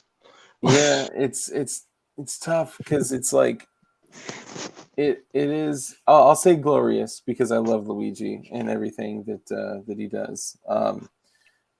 I just know that there's so many beautiful things that we're going to go through, so I don't want but Okay, I see what you're it, saying. But you know what? With the work that went in on this, yeah. hey, dude, what are you gonna say? It's weak sauce. That's it's not weak sauce. I mean, that's effort. Oh yeah, for sure. Oh, pyramid Oh, trigger. Gotcha. covering up the damn camera. Yeah, because I'm looking at it all, and it just looks like a whole bunch of fun in the bag, bro. Oh yeah. Oh yeah. And you gotta love the as some people say, macaroni. Um, Hmm. you probably know that you probably know that your sights are on backwards, so I'm not going to bust your chops about that. You likely did it to get more um, distance between the rear and front sight on such a small platform. So I won't bust your chops on that. I know, obviously, the more whatchamacallit, what's the term? Sight What? radius. Yeah, greater Yeah, sight. sight radius. Yeah, Yeah. I personally toss them things, dude. Get a quality red dot, and you're good. I used to worry about backup sights. I don't anymore at this point, especially rifle. I've ran Holosun. Uh, actually donated some optics to us for the diversity shoot, Nice. and we're going on 3-4 years with those things on. Outside of changing the batteries, they didn't have to do a darn thing. Not one of them is broken. So yeah, as far as I'm concerned, when my AR builds for diversity shoot, they just get a red dot and we're good. And I teach people just to put the red dot in the middle of the target, pull the trigger. That's sweet. What is this, jade? See where it goes. Just really quickly, fun fact: the Holosun 507C can withstand up to 8,000 G's of force before it loses zero. The amount of pressure that, I mean, it's crazy. they are going to take over the market. They already really are. Like the Swamp Fox is doing a great job of kind of trailing behind them, but man, Hmm. Alasan is 8,000 G's of force before it loses 0. That means the glass can smash, the solar panels could break, the housing could be totally bent and marred up, and as long as you have enough glass to reflect off of the emitter, you would still have a zeroed optic. That's crazy. Sorry, yes, this is Bullrush's work again. Yeah, what kind of handle material is that, Bullrush? Sorry, I know it's going to take like 7 minutes to. Yeah, I'm assuming it's something to make it look like jade, but or mother of pearl. I don't know because it's a photo, Yeah, that's right. You but know, it could be that faux the faux pearl. I forgot what it's called, but it's a beautiful. So Luigi, it's a Luigi says the backward sights are more or better for me. That's awesome. and again, to the gentleman that does the woodwork, that's a straight razor. I mean, you saw how beautiful those pictures of the straight razor are. I'm sure just thrown on top of a desk, it wouldn't look that good. Yeah, But taking the time with the lighting, and it's trial and error, man. You're never going to knock anything out of the park, but you don't want people poo pooing the quality work you do. Just yeah, work at it. yeah. Confusing presentation with quality of work is Yeah. people And it's judge. not fair to you. I mean, you do a lot of work, you put hours in. I took woodworking in school and realized I suck at it. So, Here's actually a perfect example based on what you were speaking of. This picture compared to those other ones we were looking at, mhm. there's shit in the background, there's, stuff like whatever. This is nowhere near as, and Bullrush, I'm not shitting on you because, No. it's still beautiful work. It looks like that might be G10 or McCarta something. I can't tell, but it's beautiful. Okay, yeah. Okay, now I see it. Yeah, but you can't see like the details like you could in some of the other pictures. And Yeah. again, it's just presentation. Yeah. And that's why I bought the white box so I could take better pictures. I wanted to separate some of the stuff I did. That's why I have certain bags that I can lay. If you go to, again, Simonsaystrain on Instagram, I was doing an interview in the FN booth with the new high power. Mm, And I had my bag, I have a Tactica Taylor bag in that chocolate chip old school camo, desert camo. nice. And I just threw the bag up on the table. They had good light there because they have it set up so they can do interviews back there. And I just laid the gun on top of it and took a photo. I have Oh, well over 1,000 likes on that thing when I don't average, but maybe 400 on a good post. it's crazy that you say that because I actually had a viewer, shout out to the End is Near Beware, who sent me 250 rounds of belted 308. And I'll, do all this stuff to get like a beautiful picture and all that. And it'll get like, 50 likes.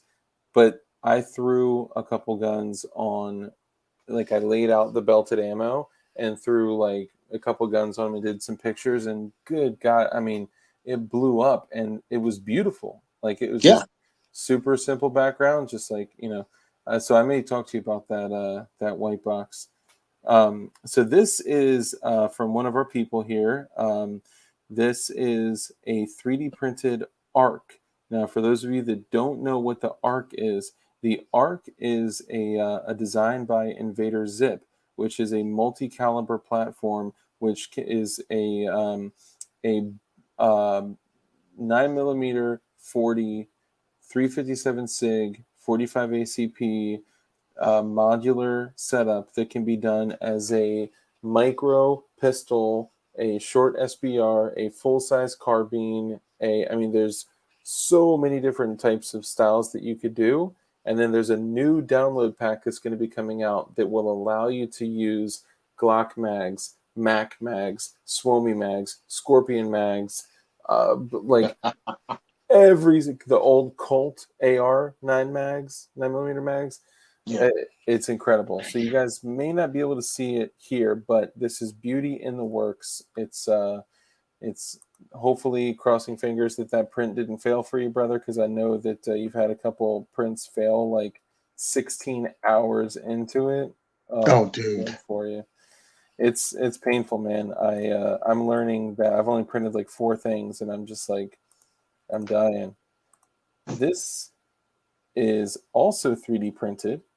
This is the I think it's the SM22 used using a CMMG 22 conversion kit with a printed pistol brace, a printed, let me go back here, a printed lower receiver, a printed upper receiver, a printed handguard, and I'm almost positive a 3D printed barrel nut as well.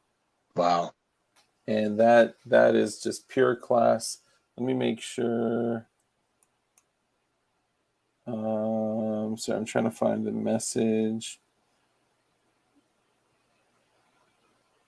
SG22. That's Colt's. Yeah, Colt, you did an excellent job on that. I'd say that is glorious. Glorious. Good God, man. I mean, I love the $12 red dot on it. Yeah. That really sets it off. Well, it's a 22, so I mean, yeah. Okay, it'll work. No, apparently it's like kind of like a joke in the 3D printing community where they 3D print these like baller ass guns, and then they put like these like $10 red dots on them. Okay, so this one is one for the books, y'all. Hold up. So I know we looked at a partially printed FGC9. Well, here we are looking at a complete FGC9 with a Walmart Tasco red dot with orange magazine, orange mag release, orange, is that an orange bolt as well? 3D printed bolt. Man, this full send, glorious all the way. Oh, Love 100%. it. Yeah, that's beautiful. 100%. And I think I have that Tasco red dot too. I have it over here. I got one as well. Yeah, I picked it up from my what do you call that thing? High Tower Armory. You heard of them? I've heard the name, but I'm not familiar with them. They make a bullpup chassis to make your 1022 look like a P90 with a suppressor. That's what it is. Yeah. That's right. It is awesome. When it comes to introducing people to firearms, like when I go to the kids shoot, when I volunteer for those, I break that out. That's a Call of Duty gun for them. That's a Tarkov gun for them. So those kids are on it. And that's what I have, that Olight. I have an Olight weapons mounted light with a laser on the bottom. Nice. And again, I caught one of the Olight sales, but I wanted something cool. And lasers, I mean, to me, are only for video games anyway. Yeah, but to the new shooters. Well, it's not even that. It's for the kids. It's the kids just see it in the video games. All of a sudden, it's got the laser on it, and they're just nailing it. And now this is a kid that never shot a gun before, or we have the event, and they have Keystone Crickets, which is a cool little gun, and they have other 22s that look like traditional rifles, and then they get to come to Tony's port. And I got this thing with the fake suppressor on it, with a laser light, with a red dot, with a flashlight. There you go. Glorious. Glorious. So I got to be honest here. That is the floor of my gun room that my feet are on right now. Now, it doesn't look like that right now, but I was just in the middle of a few projects, figured I'd just, throw them on the floor. So I hate to throw my own picture in here again, but I didn't even know. It doesn't make a difference to me. I'm looking at every one of them, and they look cool as I don't know what. So, Especially the black and white one. yeah, that's so I did a black and white battle worn paint job on that. Dude, if you want any, are you allowed to do 80 percenters in New Jersey? No? No, I was gonna say not I would paint one for you and send it off to you, man. And I love the blue titanium too.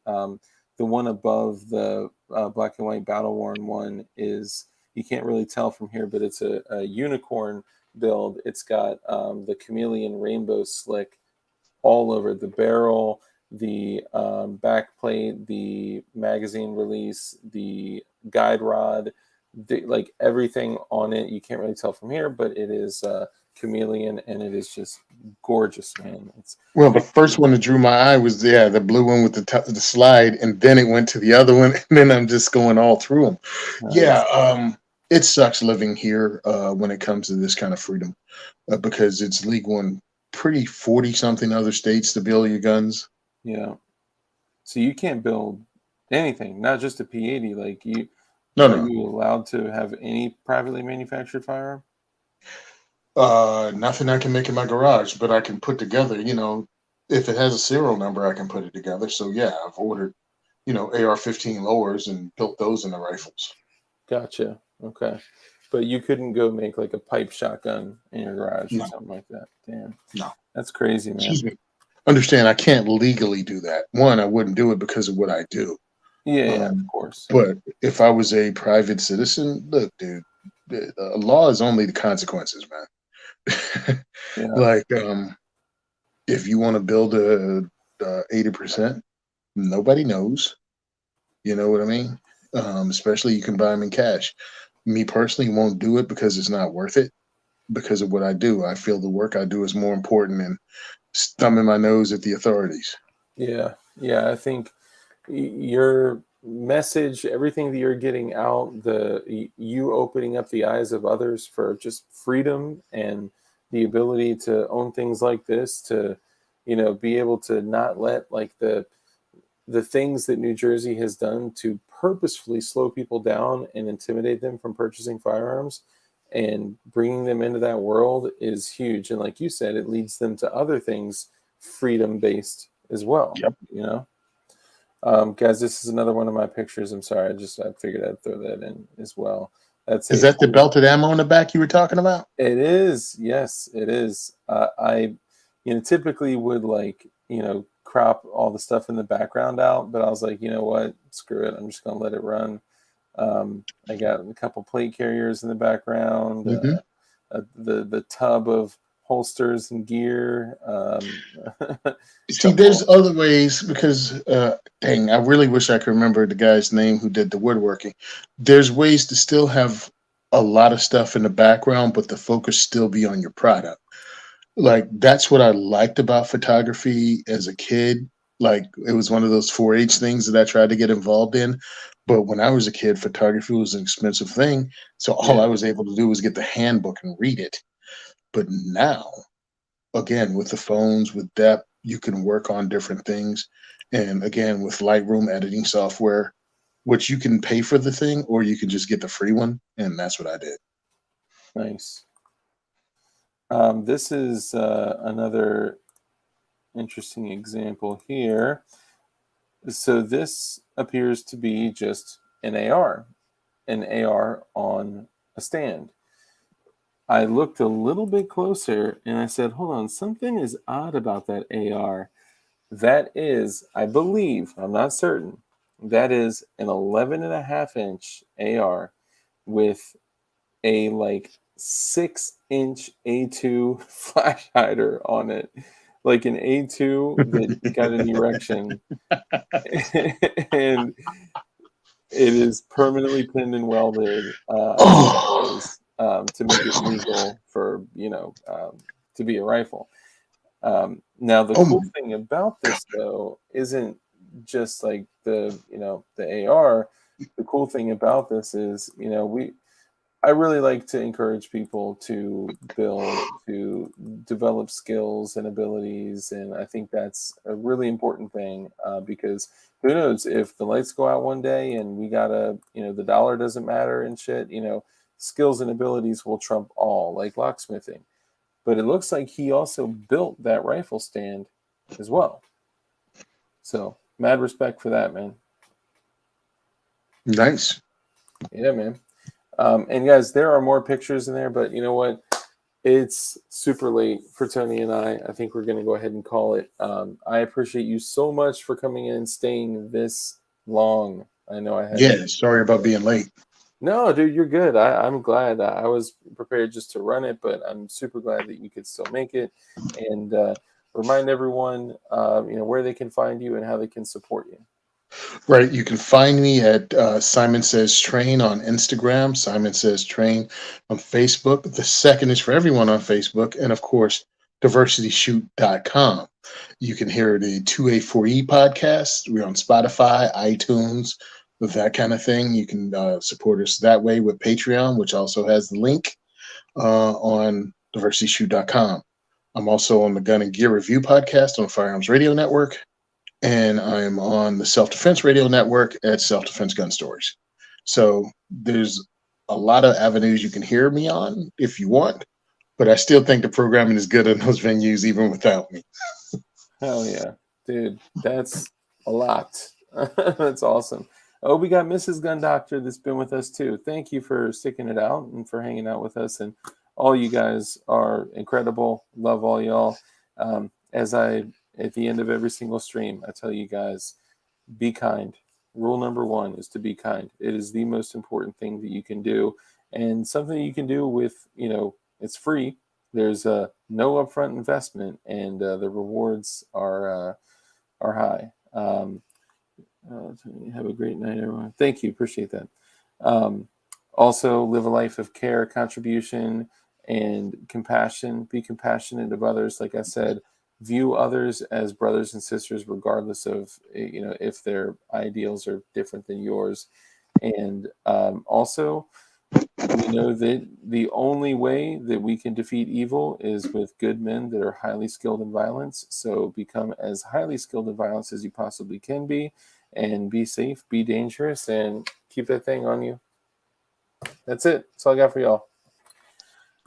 Nighty night, guys. Epstein didn't kill himself. Oh shit! Demonetized.